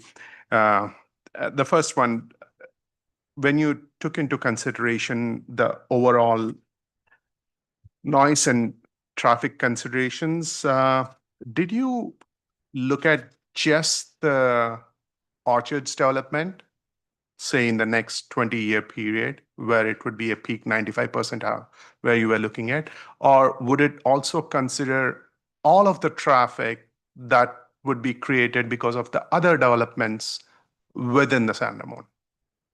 Yes, both in two separate scenarios. So we looked at what is called existing plus project, where it is just orchards layered on top of present day conditions. So that's documented in the traffic operations report. Separately, we looked at a cumulative plus project scenario, which looks at all the background growth within the city over the next 15 years, assuming it all gets built, and we layer orchards on top of that. So both scenarios are presented separately in the report. Okay. And in some of the considerations that you have, I'm trying to look at the considerations that you have given. You had 680 South ramp in the conclusions page. I don't see the page number, but it's the conclusions traffic operations project. So you have considered three items. These delays can be reduced. One at the Sunset Drive, the other traffic flow westbound, but 180 south. Have you considered 680 northbound, which in the current scenario backs up all the way to the city hall just in the regular times? Yes, we did consider that location. So you're talking about the westbound direction on Bollinger Canyon Road. You're going towards the freeway, you're going towards 680 North. Correct. And it backs towards City Hall. Yeah, we're aware that, especially in the morning, there's backup there. And then sometimes in the evening, there's traffic also. What we found was that the only thing that would improve conditions in that direction is really expanding the road. And that's not really something that's within the remit here. So striping changes and signal changes wouldn't really they'd be tinkering around the edges. They wouldn't really have much of an effect because you already have a really advanced signal system already in place that's squeezing as much capacity out of that road as it can generally in that direction. That would be my next leading question that you have said. Are there any options, either from a city perspective or from your perspective, that you have recommendations of additional lanes to the northbound or southbound? At least in the current scenario that we are seeing, it's already at its peak, the 95 percentile that you're mentioning, but I don't know. In my estimation, the current right-of-way cannot accommodate any additional lanes. It's maxed out, so. It's Yeah. It's only gonna get worse. Okay. So just a generic question, as I mentioned, in your expertise level, how would you consider the current traffic in downtown San Ramon on a scale of 1 to 10, 10 being going smooth as butter, with 1 being having difficulty getting onto the freeway, getting onto anywhere within San Ramon? I mean, just name a few streets that you're thinking of. Just getting in and out of freeway onto Bollinger. Yeah, I mean, in this area, the current conditions, it's what we observed in the spectrum, it's kind of in the middle, because what we're seeing was pretty good progression of cars onto the freeway off of Bollinger and in the opposite direction in the peak. I think it's better than it was in the past when the corporate headquarters was fully occupied and there was more traffic levels at that time. So would you rate that with a number on a 1 to 10 scale, 5, 6, 7? Well, I would characterize, like, we have this scale level of service which intends to characterize what you're looking for, A through F, and generally it's kind of C with an occasional D. So that kind of gives you a sense it's in the midpoint. Thank you very much for your honest opinion. Thank you. Through the chair, if I could just point out, so attachment L is the traffic operations analysis. If you're looking for, based on the way that we generally grade level of service operations at intersections, there is an existing without project analysis that's provided in the operations memo.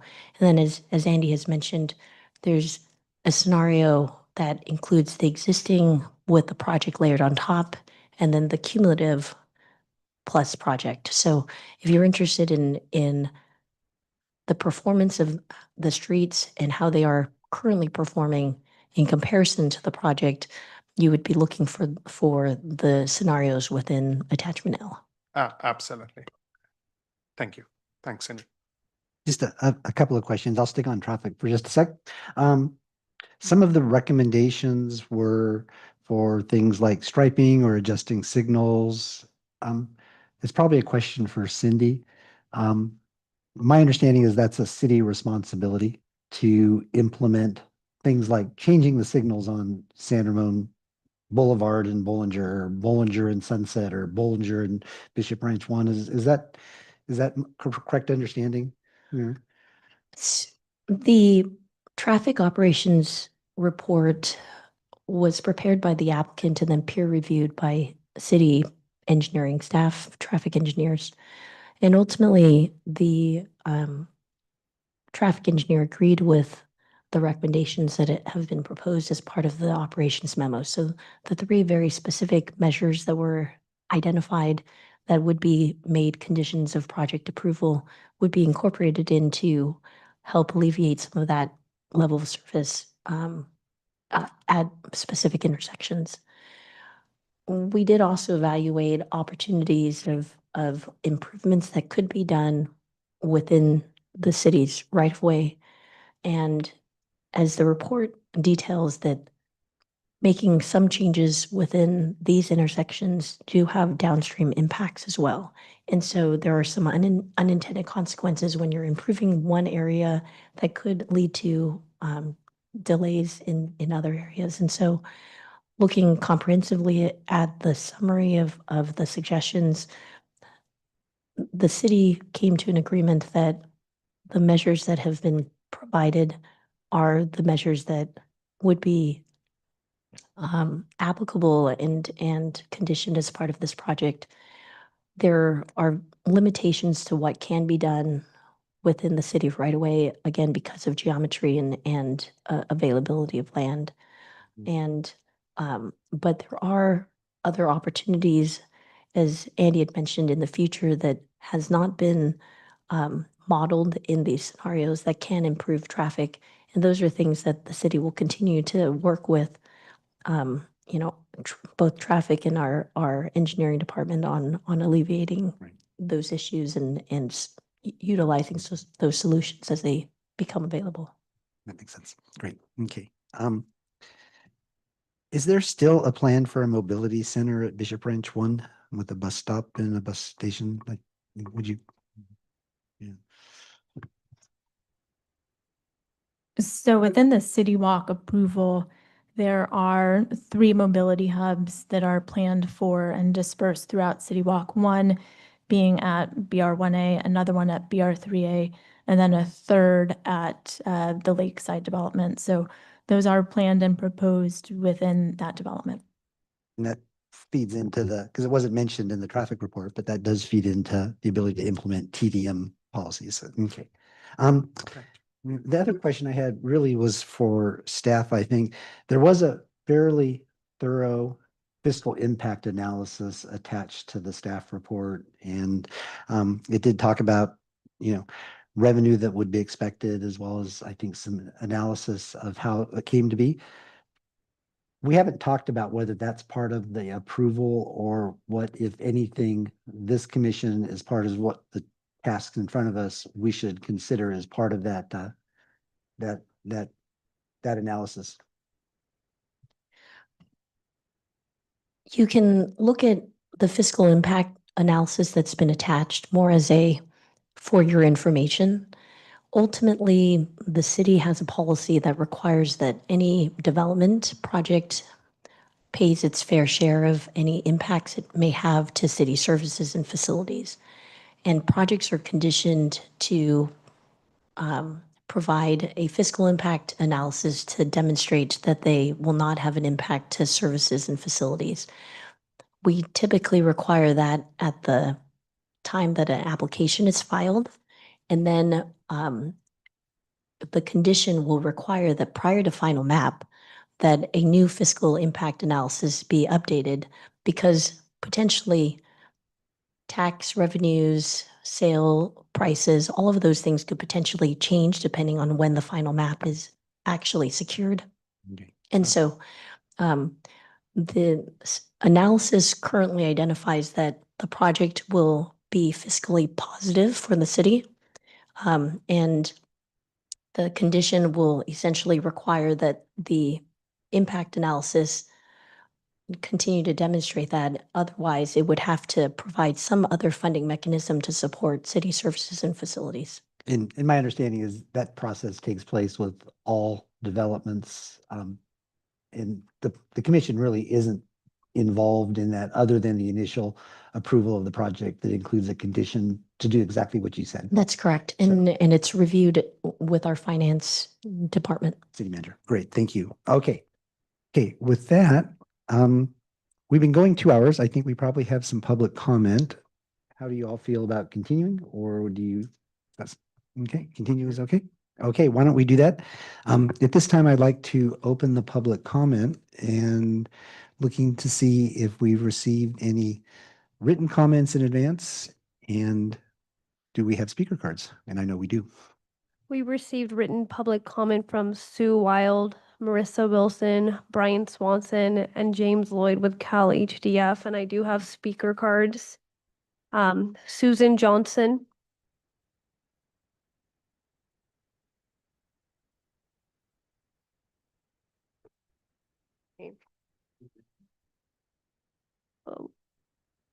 All right, Greg Carr.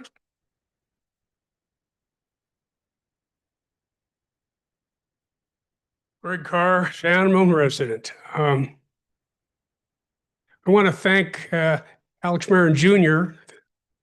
through the television for sending 2 people who knows something down here to give brief presentation on what's being done. You know, his Representative Jennifer and the transportation consultant, Andy. You know, people do look and I look. Thank you. And it was a breath of fresh air to see in the transportation assessment how out 2040, at a time where either I'm dead or in an old folks home sucking water on a straw, that the consultant tells us the obvious, at transportation level of service F. And it's hard to answer that question. I was surprised he tried to make a stab at it. I wouldn't. Okay, but that's what's coming at you. Those of you who will still be here, perhaps the two on the starboard side over here. Anyway, some things to check. Make sure that the park space requirement is met. I noticed that there's a lot of green space around the outside. It's kind of like a sound barrier, visual barrier. See how they count the space. Just make sure this project on this site is doing what it's supposed to per our requirements. That's all. Then it would be interesting to have staff. Oh, no. I want to back up. It would have been clarifying if staff had, instead of, I'm presenting numbers and pictures, had showed us what the general plan requirement calls for that site. All the requirements, what it says. That can be done there. And then show that through pictures, and then show how the proposal from the applicant overlays and what has to be done, if anything. That's the first step. And people who come down here would perhaps like to know that. At least one would. Well, maybe two or three. Anyway, so the other thing that staff could do is to compare how much sales tax revenue, property tax, which is in a small pittance from the county, was at the high peak of Chevron paid versus an approximation of what the northwest corner is going to contribute. Because as you all know, in my 10 seconds, we're going to have a budget shortfall again. Adding 1% just didn't cut it. So don't be surprised if the powers that be come back, oh, well, you can pay another %.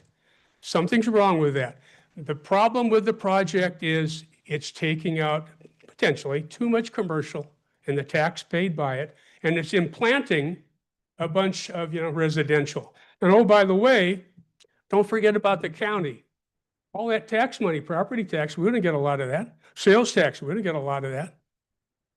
Who's going to pay for the updated patrol cars, police services, road maintenance, et cetera, in the new development? So those are things the city has to take care of. Thank you. Rob Motal.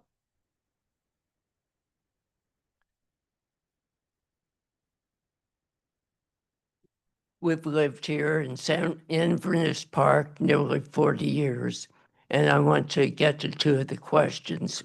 One of them, both Chevron and Sunset have been great neighbors for us over all that time, and I would hope and expect Sunset and the Orchards will continue with that vision of San Ramon as a beautiful city, and to work not only in a transactional way, which is what we're doing here, but in the vision for what we want going forward.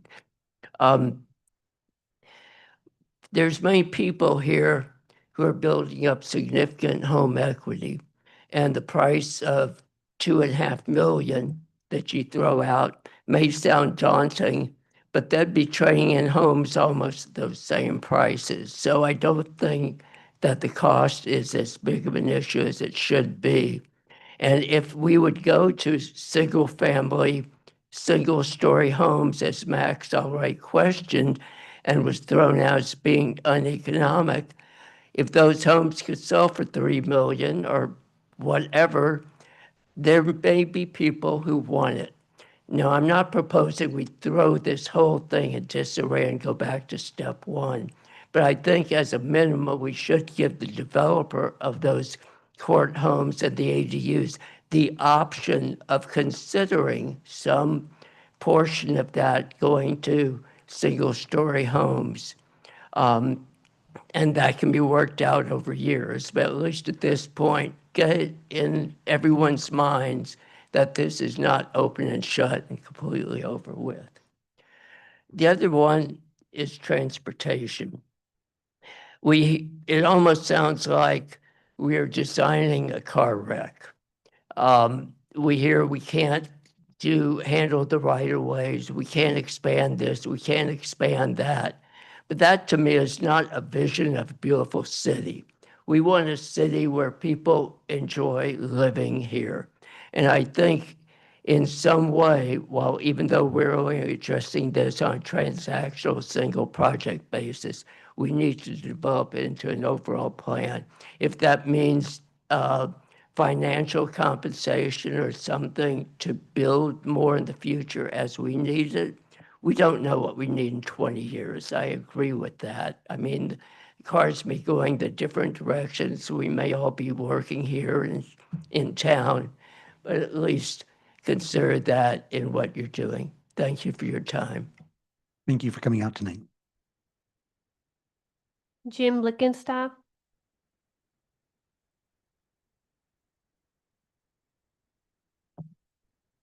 Good evening, Gary and the commissioners. I always have a comment or two on projects this huge and this impacting. And there are a lot of moving parts, so we can't cover them all tonight. And in fact, traffic, there's a 500-pound gorilla in the room when it comes to traffic. That's the limitations on 680. We're not the only one building thousands of homes. The whole corridor has projects in the works. And it's not an insurmountable problem. You can't solve it here in the city, but you can address it through League of California Cities to the county and the state. And because it doesn't do much good if you have traffic flowing nicely in the city and you just get to a ramp and you stop. So we have a bigger issue there that is not too big to take a look at. I want to comment on landscaping, basically. I appreciate a little extra landscaping going on in the buffer zone. That's important. That green aspect of the Bishop Ranch Park is a very important aspect of making this visually attractive. And architecture is another part of the visual attraction. White is a hard color.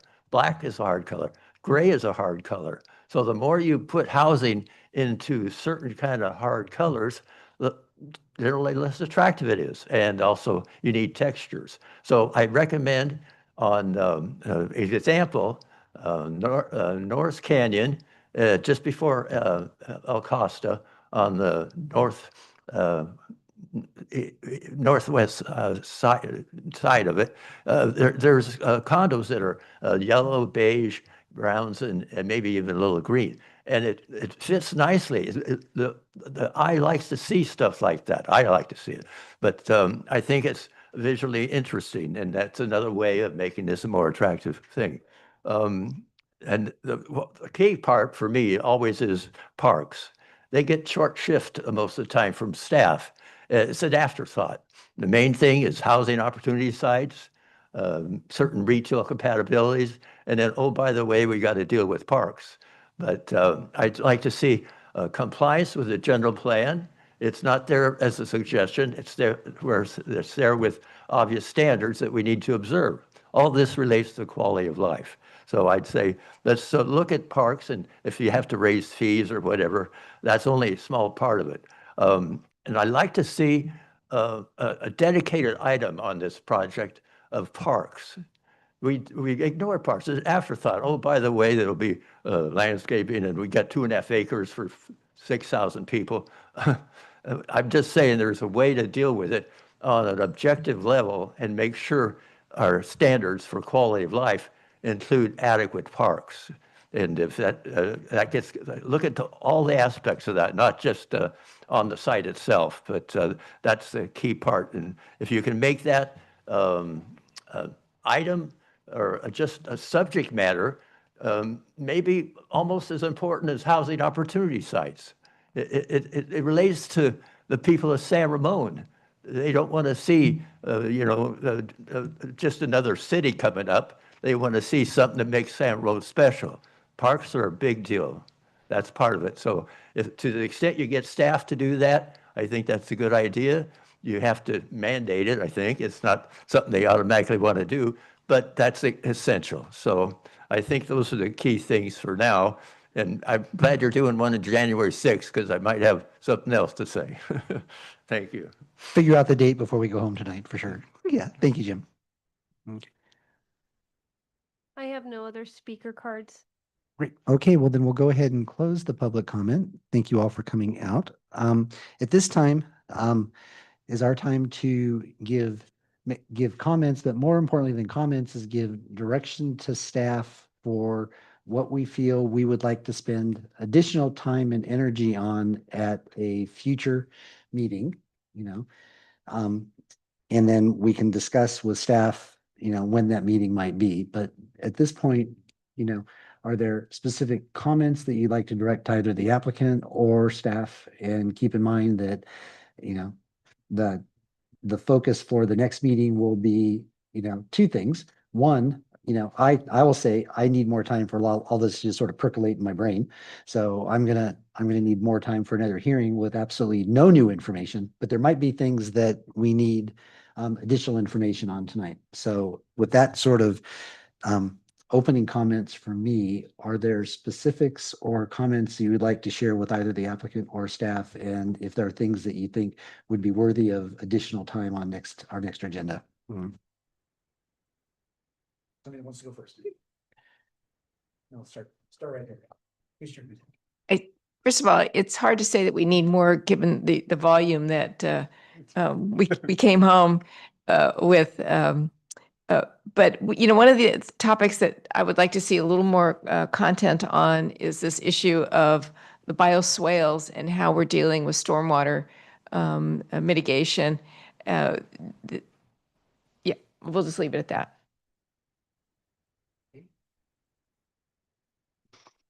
Look to the left, look to the right. Commissioner Zhang. Yeah, sure. Well, sort of in response to public comment. So regarding the park provision, it's been relatively under discussed. Now, I have had a conversation with staff about our general plan, parkland acreage per 1,000 units, and how we're meeting those goals. Now, I understand it's complicated, especially when you have the situation where these are privately owned but publicly accessible parks. Would it be possible, if not tonight, that's okay, but just to have a little bit more clarification on what the city is doing in order to, achieve our overall goal of providing park space, and how projects like this relate to the general plan obligations that we've laid out? There are a couple different places where the city provides park guidance and how that relates to new development. So in the general plan parks element, there's a discussion in there about how many acres per 1,000 people that the city would like to have at long-term build out. So there's a projection of how many people will be living in San Ramon in the year 2040, and then a identification of how much additional parkland would be necessary to sustain our goal of having 6.5 acres per 1,000 residents. This project, so that's one policy discussion within the general plan. How you actually then implement that is through the Parkland Dedication Ordinance. And the ordinance, it goes hand in hand with this policy. So the ordinance sets up the requirement that any new development, and specifically like subdivision development, so single family units, for example, the townhouse units, have a specific commitment of how much park acreage per unit is going to be generated in terms of a demand per development. So the obligation with any project is that it has to meet the parkland dedication ordinance.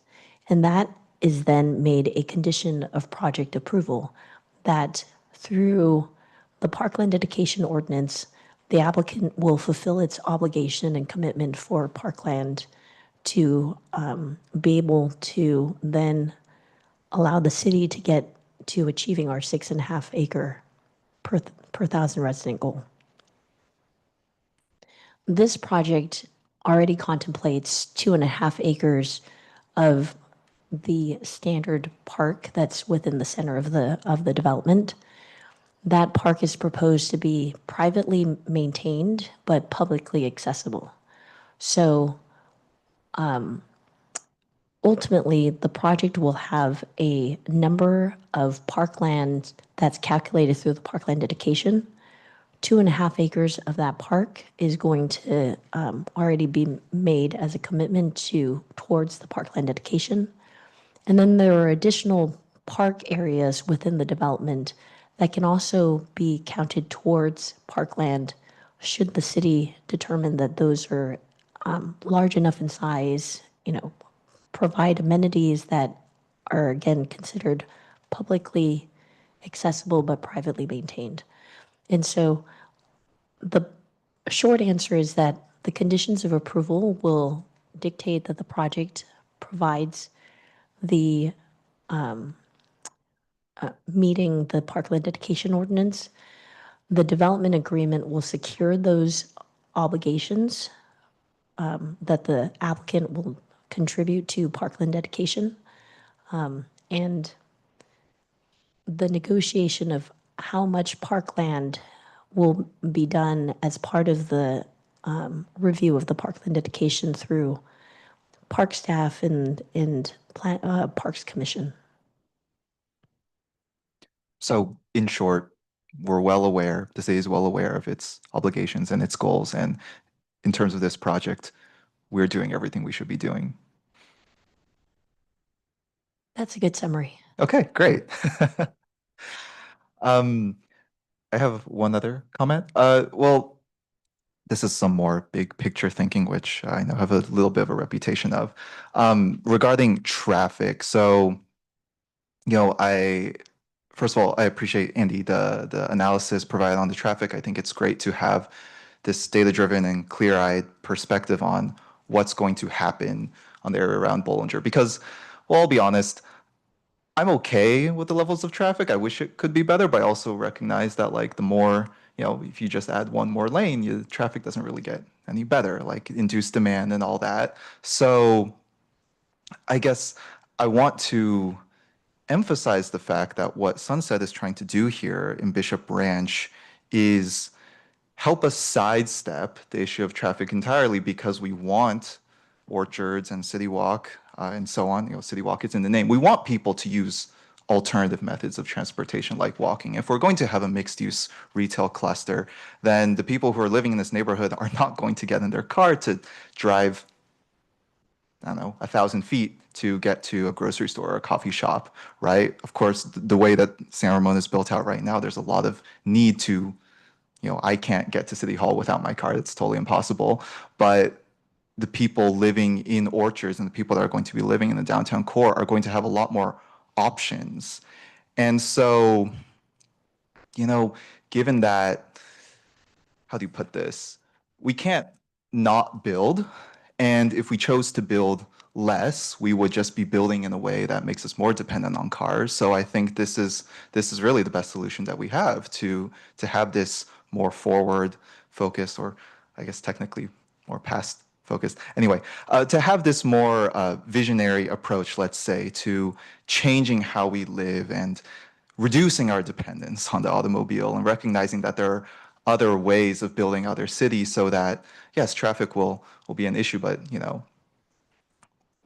people will adapt. We will adapt our lifestyle patterns, and so I guess because we're doing such a big project like this, there's so much being changed. I'm not overall worried. I am actually I want to believe in this vision that we're going to make Bishop Ranch a more walkable place. And I think the way that we're doing things, yes, there'll be some changes, but to things like traffic, yes, there'll be some impacts, but this is us moving in the right direction because we can't go back in time. We can't kick everyone out in order to solve our traffic issues. The only way to address traffic is to really address the way we live and the way that we build our cities. So those are my comments on traffic, and that's all I have for now. Thank you. So there's several things that I would want to see a little bit more information on. One of those things that I was thinking about was there's 3 connection points that would go onto the iron, well, actually 4, along Bollinger Canyon Road, along the mixed use district, and then again along the neighborhood district. And then we also have the multi-path trail that would eventually connect to Bishop Ranch 1. The phasing, when you would anticipate to go ahead and get that work completed, what that would look like. Are there any offsite requirements that would be needed? I know that Bishop Ranch 1, where John Muir Health is, that parcel that's owned by them on the northeast, adjacent to the mixed use district. There's 2 stop signs, and there's people that work in that office space, and people don't really abide by the stop signs. They just blaze through them. So what would Sunset do to go ahead and make that more pedestrian and bike friendly to those that want to go ahead and connect to the Iron Horse Trail? And then what that would look like for the multi-use path along Bishop Ranch 1. I'm not sure if there's a path there already. I don't know if there's any intent to connect to something that would be down there, but I thought I saw something. So yeah, a little bit more about what those offsite improvements would be through Bishop Ranch 1 and what that would look like. I'm not even sure, I didn't realize that John Muir Health owned that parking lot that is pretty vacant and just sits there with maybe 1 car or security personnel person there. So it's a pretty vacant piece of land, and I don't know what Sunset intends on doing with it. It's John Muir's, it's not your guys's. So is there kind of some talk about potentially developing that and what that would look like? I don't think I've heard anything about that parcel. The other thing was, so for the 2.5 acre park, I'm not sure when that would be built out.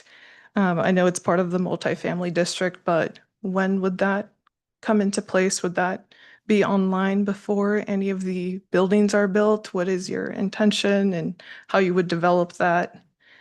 The other thing that I noticed was in the 15183 exception that was provided for this project, there was a phase 2 that was completed for the site, and it did have the removal of an underground storage tank. I didn't go into so far as to where that's located. And then there was also a mention of a soil management plan that was prepared by NGO dated October 8th, 2025. And what that recommendation of handling soil and if there's any wrecks on the site. I think my concern was I just want to make sure that the parcel where the affordable housing would be clean and not have any wrecks or any soil remediation that would be needed. Since that would be a land transfer over to the city, I just want to make sure. The other thing was, I know that in previous planning commissions related to the noise and also the air quality, since we are close to the freeway, having the condition of approval, I'm sure one of the mitigation measures was related to the STC rated windows and some sort of air ventilation system. So I just want to make sure that gets in the conditions when we go ahead and do see the project move forward. Again, a little bit more about the timing for that multi-path trail, especially related to the multifamily district and the mixed-use district as well. And then I know Commissioner Kanjula also mentioned this, but when I was reviewing the CEQA document, it just overall says that orchards would be over a 20-year period, and it doesn't go as so far as breaking down when you would anticipate the mixed use and the multifamily district coming online. If we can just get a little bit more information. I know that it's market condition driven and it's a little bit of a shot in the dark, but I think that we would want a little bit more general guidance, especially as it relates to, I know there's not a specific plan for this, but other cities and counties that do have specific plans, even if it is a 20-year master plan, they try to go ahead and state what that year and that timeline would be. Even if it is pushed out, it's something is better than nothing, in my opinion. And then it also goes to far as to state in the 15183 exemption that construction would be assumed to begin in June of 2026 and conclude in April of 2027. And that was on page 48. I don't know when, at this point, it seems like the demo permit would take a year to demolish everything that's existing there currently. So just a little bit of a breakdown so then we get an idea. And I know that you mentioned it in your presentation, Stephanie, but it would be nice to have a slide or a little bit more information in a written way for the public as well. And then my other question was, I'm not sure if the streets are public or private. If you could just touch upon that.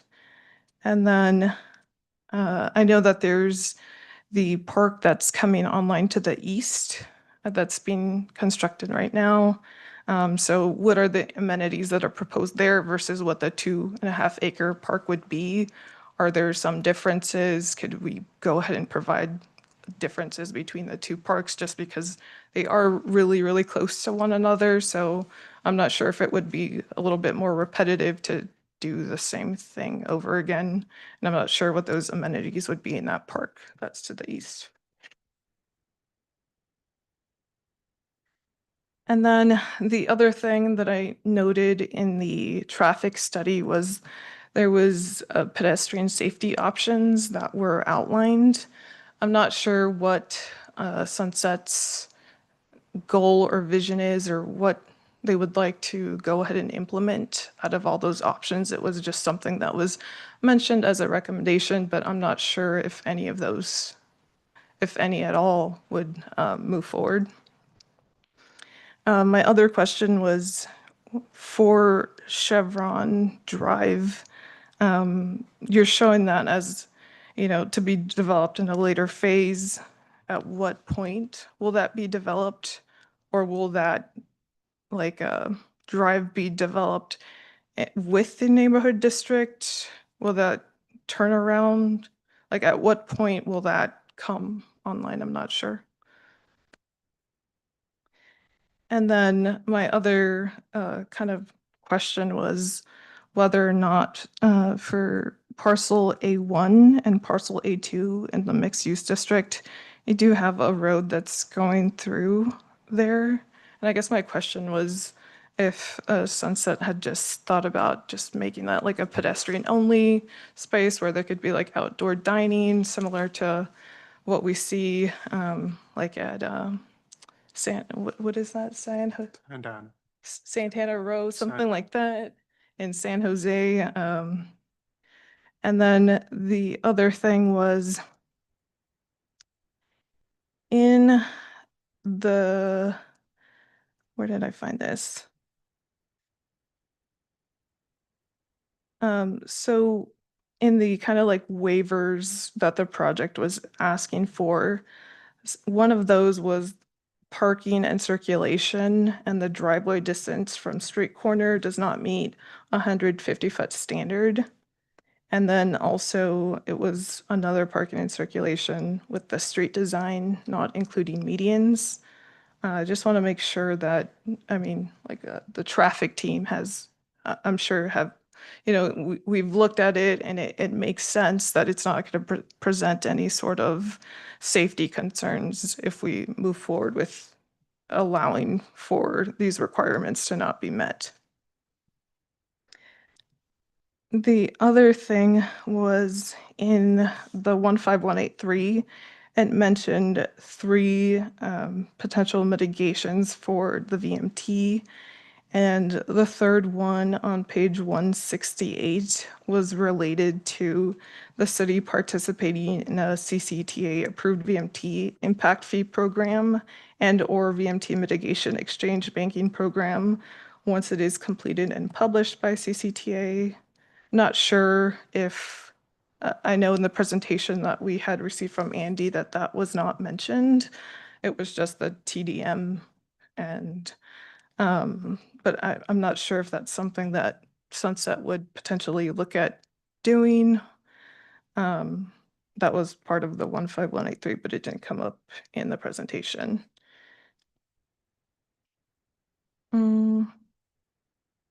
And then the other thing was, it would be really nice to, I know it was included in the LOS analysis, but what intersections were analyzed. I know that that's, you know, one of the commissioners went ahead and asked, did you look at, you know, this off ramp? And I think it would be good to just make some sort of, in one of the presentations, hey, these are the intersections that were analyzed. There's no off site improvements, I think, beside one striping one that you may have mentioned, but just kind of going over what was analyzed. And that's all. Thank you. I'm going to ask for a privilege here. So Commissioner Avila, can I ask you a question? I mean, it's a very detailed list and I appreciate your thoroughness. But what about those questions that you haven't gotten answered that relate to just this part of the project? Because I think now I've heard a couple of you mention issues about phasing in and timing, but what we're asked to do is to just consider this project.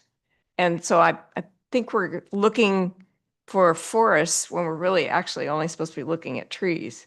So I don't know, you know, to what level is this phasing and the time part causing you anxiety?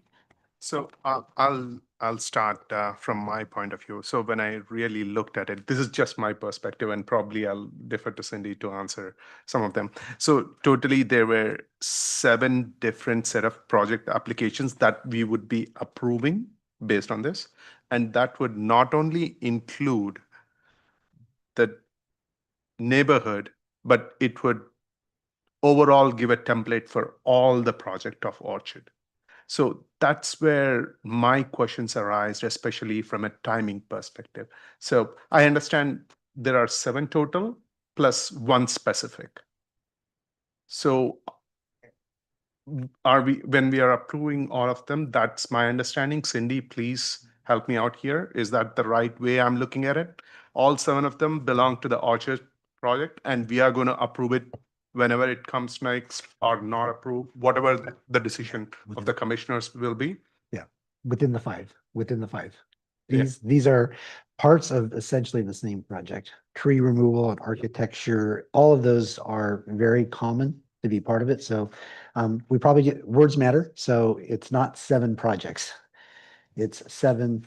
It's really, it's 2 projects. It's the master plan and it's the neighborhoods. Those are the 2 projects, but the approvals that are listed there are separate approvals, but all part of the same approval bunch at the moment. They're not 7 projects.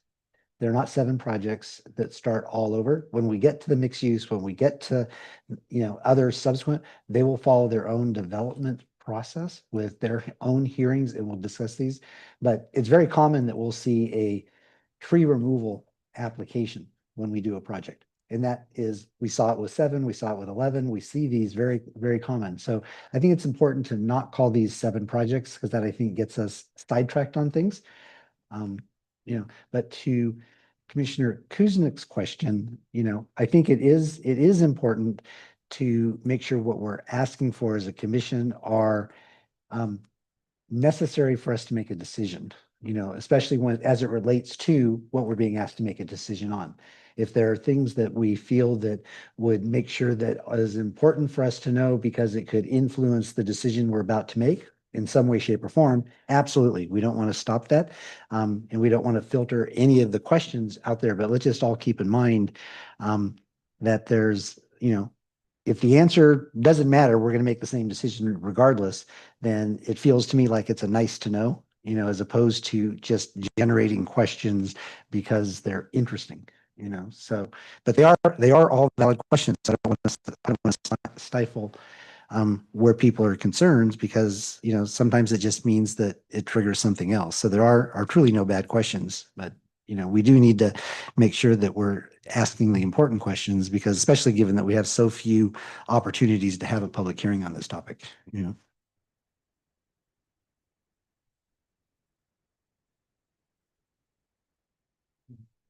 Please go ahead if you're not. Yeah, I don't think that I'm asking for too much. I just want to know when the multifamily district will potentially start, when the mixed use district will potentially start, about the trail and the park. And just, from a CEQA perspective, the applicant is required to tell us the timing and the phasing. I just mentioned the 20 years and the construction timeline, but I think for everyone's sake and for the public to know when things will be coming online, when things will be occurring, I think would be very valuable. Okay, I just have a couple things that would be helpful, and I think it's consistent with some of the things that Commissioner Vila asked for, and that had to do with the east-west track. This is part of the walking district, and there's some comments. So I think if we can get a little bit of a sense of the walking district and connectivity that this project's proposing as part of the project, I think that would be helpful. I think the traffic at some point, and it comes up a lot, and I think, I don't know, staff, this is generally a city council or when we have nothing else better to do, it might be worth inviting the Innovate 680 folks to one of our meetings to give us an overview of what's taking place, because they're the people that are truly with city staff, and it's not the commission that generally sees this, but we ask about it all the time. If they could just give us an informational presentation on all of the things that CCTA in the county in Caltrans are looking at for what they're doing about helping traffic move up and down the 680 corridor. It's not just, as you said, it's not just the building going on in San Ramon that's causing the traffic to slow down. It's much bigger than that. So whether it's already on the schedule for the city council and that we just all are known to go attend that meeting, or if there's nothing scheduled and you find that we have a vacant night, that I think that would be very helpful for us to be more informed on, and I think I don't have anything else to add to what I think we all would like to learn more about at a future meeting. And I'm going to look to the left, look to the right. Yeah. You have more. Okay. Oh, yeah, questions. Oh, we're at the phase of comments at this point and giving staff directions. So, we had questions earlier. So do you have questions? No, comments. Okay. So thank you, Chair. These are just the generic points, and it's a hard act to follow after Commissioner Avila went through such in-depth, detailed directions and things that she wants to see in the next meeting. Just at a high level, the timing came up multiple times, my earlier question. So I would really like to see the overall timings of the orchard, all of the components that are coming in. That would be a clarifying thing. And from a traffic perspective, one thing I want to thank Chair for bringing up the public transportation, and if there will be any bus space. I wrote it down, but I forgot to ask. Thank you for bringing that up, if that is something of a concern. Second, a third point, that walk, pedestrian, and bike safety stuff that was mentioned in the project itself for this, where those components are. Sorry if I missed them. That would be a good clarity point. And finally, from a traffic perspective, Andy presented, was there any study done, because this is a long-term project, the construction traffic itself that would spill over to Bollinger would be a major concern over a period of longer years. I don't know if those points were brought up anywhere. Would be good to know how would it impact the Bollinger, because it's like the main artery going to the heart. If there is any construction blockade, even for a few hours, then San Ramon will scramble across various different traffic lanes. So that would be something that will be interested to see. Other than that, I think other commissioners and chair have already covered it. Thank you very much. Great, thank you. Okay, I'm going to look to staff. First of all, I think you have a long list, of things that would be interesting.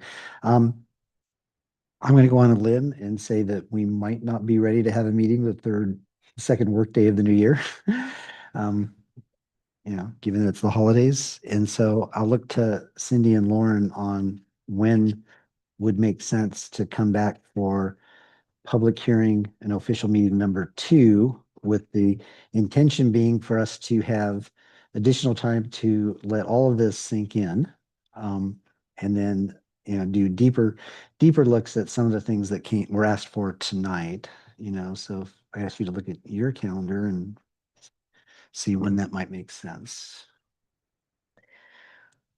There are 2 meetings available in January, the regularly scheduled January 6th meeting as well as January 20th. Excuse me. And so those 2 meetings are available as subsequent meetings. There will be some effort necessary to address all of the questions and comments that have been provided today. Some of that will include some coordination with the applicant on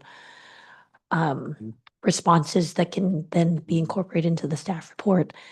I didn't hear any additional requests for additional studies beyond what has already been provided. And so there's not necessarily any new analysis that needs to be done, but just highlighting areas that may not have been identified this evening that are within the documents that are already provided. So with that being said, there's also certain conditions of approval that can address some of the comments that were made this evening associated with maintenance, responsibilities, et cetera, parkland dedication obligations. And if it would be beneficial to provide a preview of those conditions with the next staff report so that you can see how some of these obligations could be addressed. And given timing between now and January 6th, I don't think we would be able to produce that document. But if we were to continue to January 20th, we could provide that as an attachment to the staff report, as well as like a Q&A response within the staff report as well. I think having a second meeting that includes continuing what we talked about tonight, as well as it all truly comes together in the actually the conditions of approval. So having a draft of those, a draft with underline and bold, it's not anything close to final at that point. And then using the meeting on the 20th so we can actually have both of those, I think makes a lot of sense, so that we continue to move the project forward, as well as give all of us a chance to really spend some quality time. And it's not really that we need new information, but a lot of the questions came up were in the environmental checklist, and for the benefit of the public, that just the checklist was 194 pages. the attachments with all of the detailed engineering studies was over 6,000 pages. And all that's available on the city's webpage. And I, for one, can tell you that I did not read all 6,000 pages. I did download it to my computer and came back 20 minutes later when it got there. So I think most of the information that we've been asking for is embedded in those documents, but having a little help getting to them would be helpful on the 20th. But I also like the idea of looking at some conditions of approval that tie it all together would be useful. It would make that a very productive and another probably lengthy meeting, but on the 20th. And then we cannot think about it on New Year's Day or New Year's Eve. I think that'd be my recommendation. I'm not seeing anybody demanding a meeting on Tuesday the 6th. So I think we'll move forward with that. So do we need a resolution to continue the public hearing to the 20th? Yes, we would need a motion and second to continue the meeting to date certain. Okay, so if I could ask- And a continuation of the public hearing. Okay. Commissioner Kuznicki. You're good with the current meeting. So I would recommend to have a continuation of this meeting with all the requests and suggestions that are brought by the commissioners, and so that city staff also has enough time. Right. And it's the date certain of The January the date 20th. would be January 20th, 2026. Do we have a second, please? Good second. Okay. I'll approval- second that. Approval, a motion by Commissioner Canjula, second by Commissioner Zhang. Okay.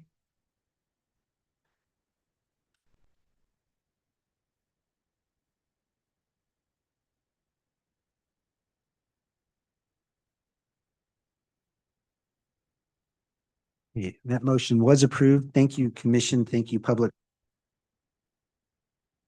On this, and thank you to the Sunset and all the consultant teams for spending time with. I want to thank the commission and the public for coming out, as well as the applicant and the entire consultant team for being with us tonight. Thank you so much. And we're almost done. So item 11, study session, commissioner liaison reports and interest items, staff reports. Have any of the commissioners attended have any liaison reports? And as the consultants leave, I wish everybody a happy, safe holiday. Okay. Any liaison reports? Yes, I went ahead and attended the Transportation Advisory Committee on 11/20. And some of the things that they discussed, one was the Traffic's JPA program and, the school bus program and the kind of services that they offer. So it was pretty interesting to hear the parents have to pay an annual fee of about $600. And the schools are able to stagger their schedule and allow for other schools to use different bus services. The second one was they talked about the Street Smarts program and how they educate but don't enforce traffic laws, especially related to the e-bikes and e-scooters.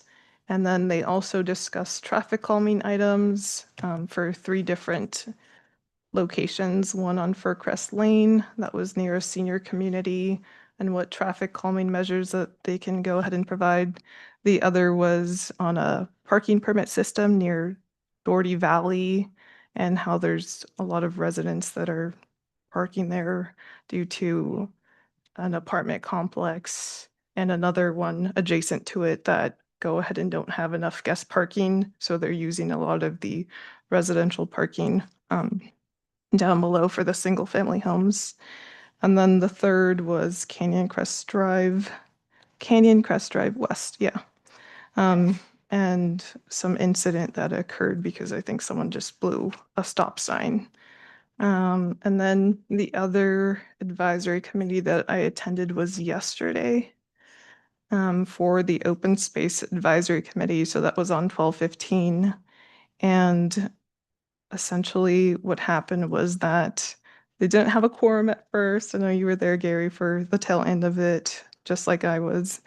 And they said that they would schedule another meeting to go ahead and publish their vision for what they would, see it being as the open space advisory committee and what their charges would be per city council.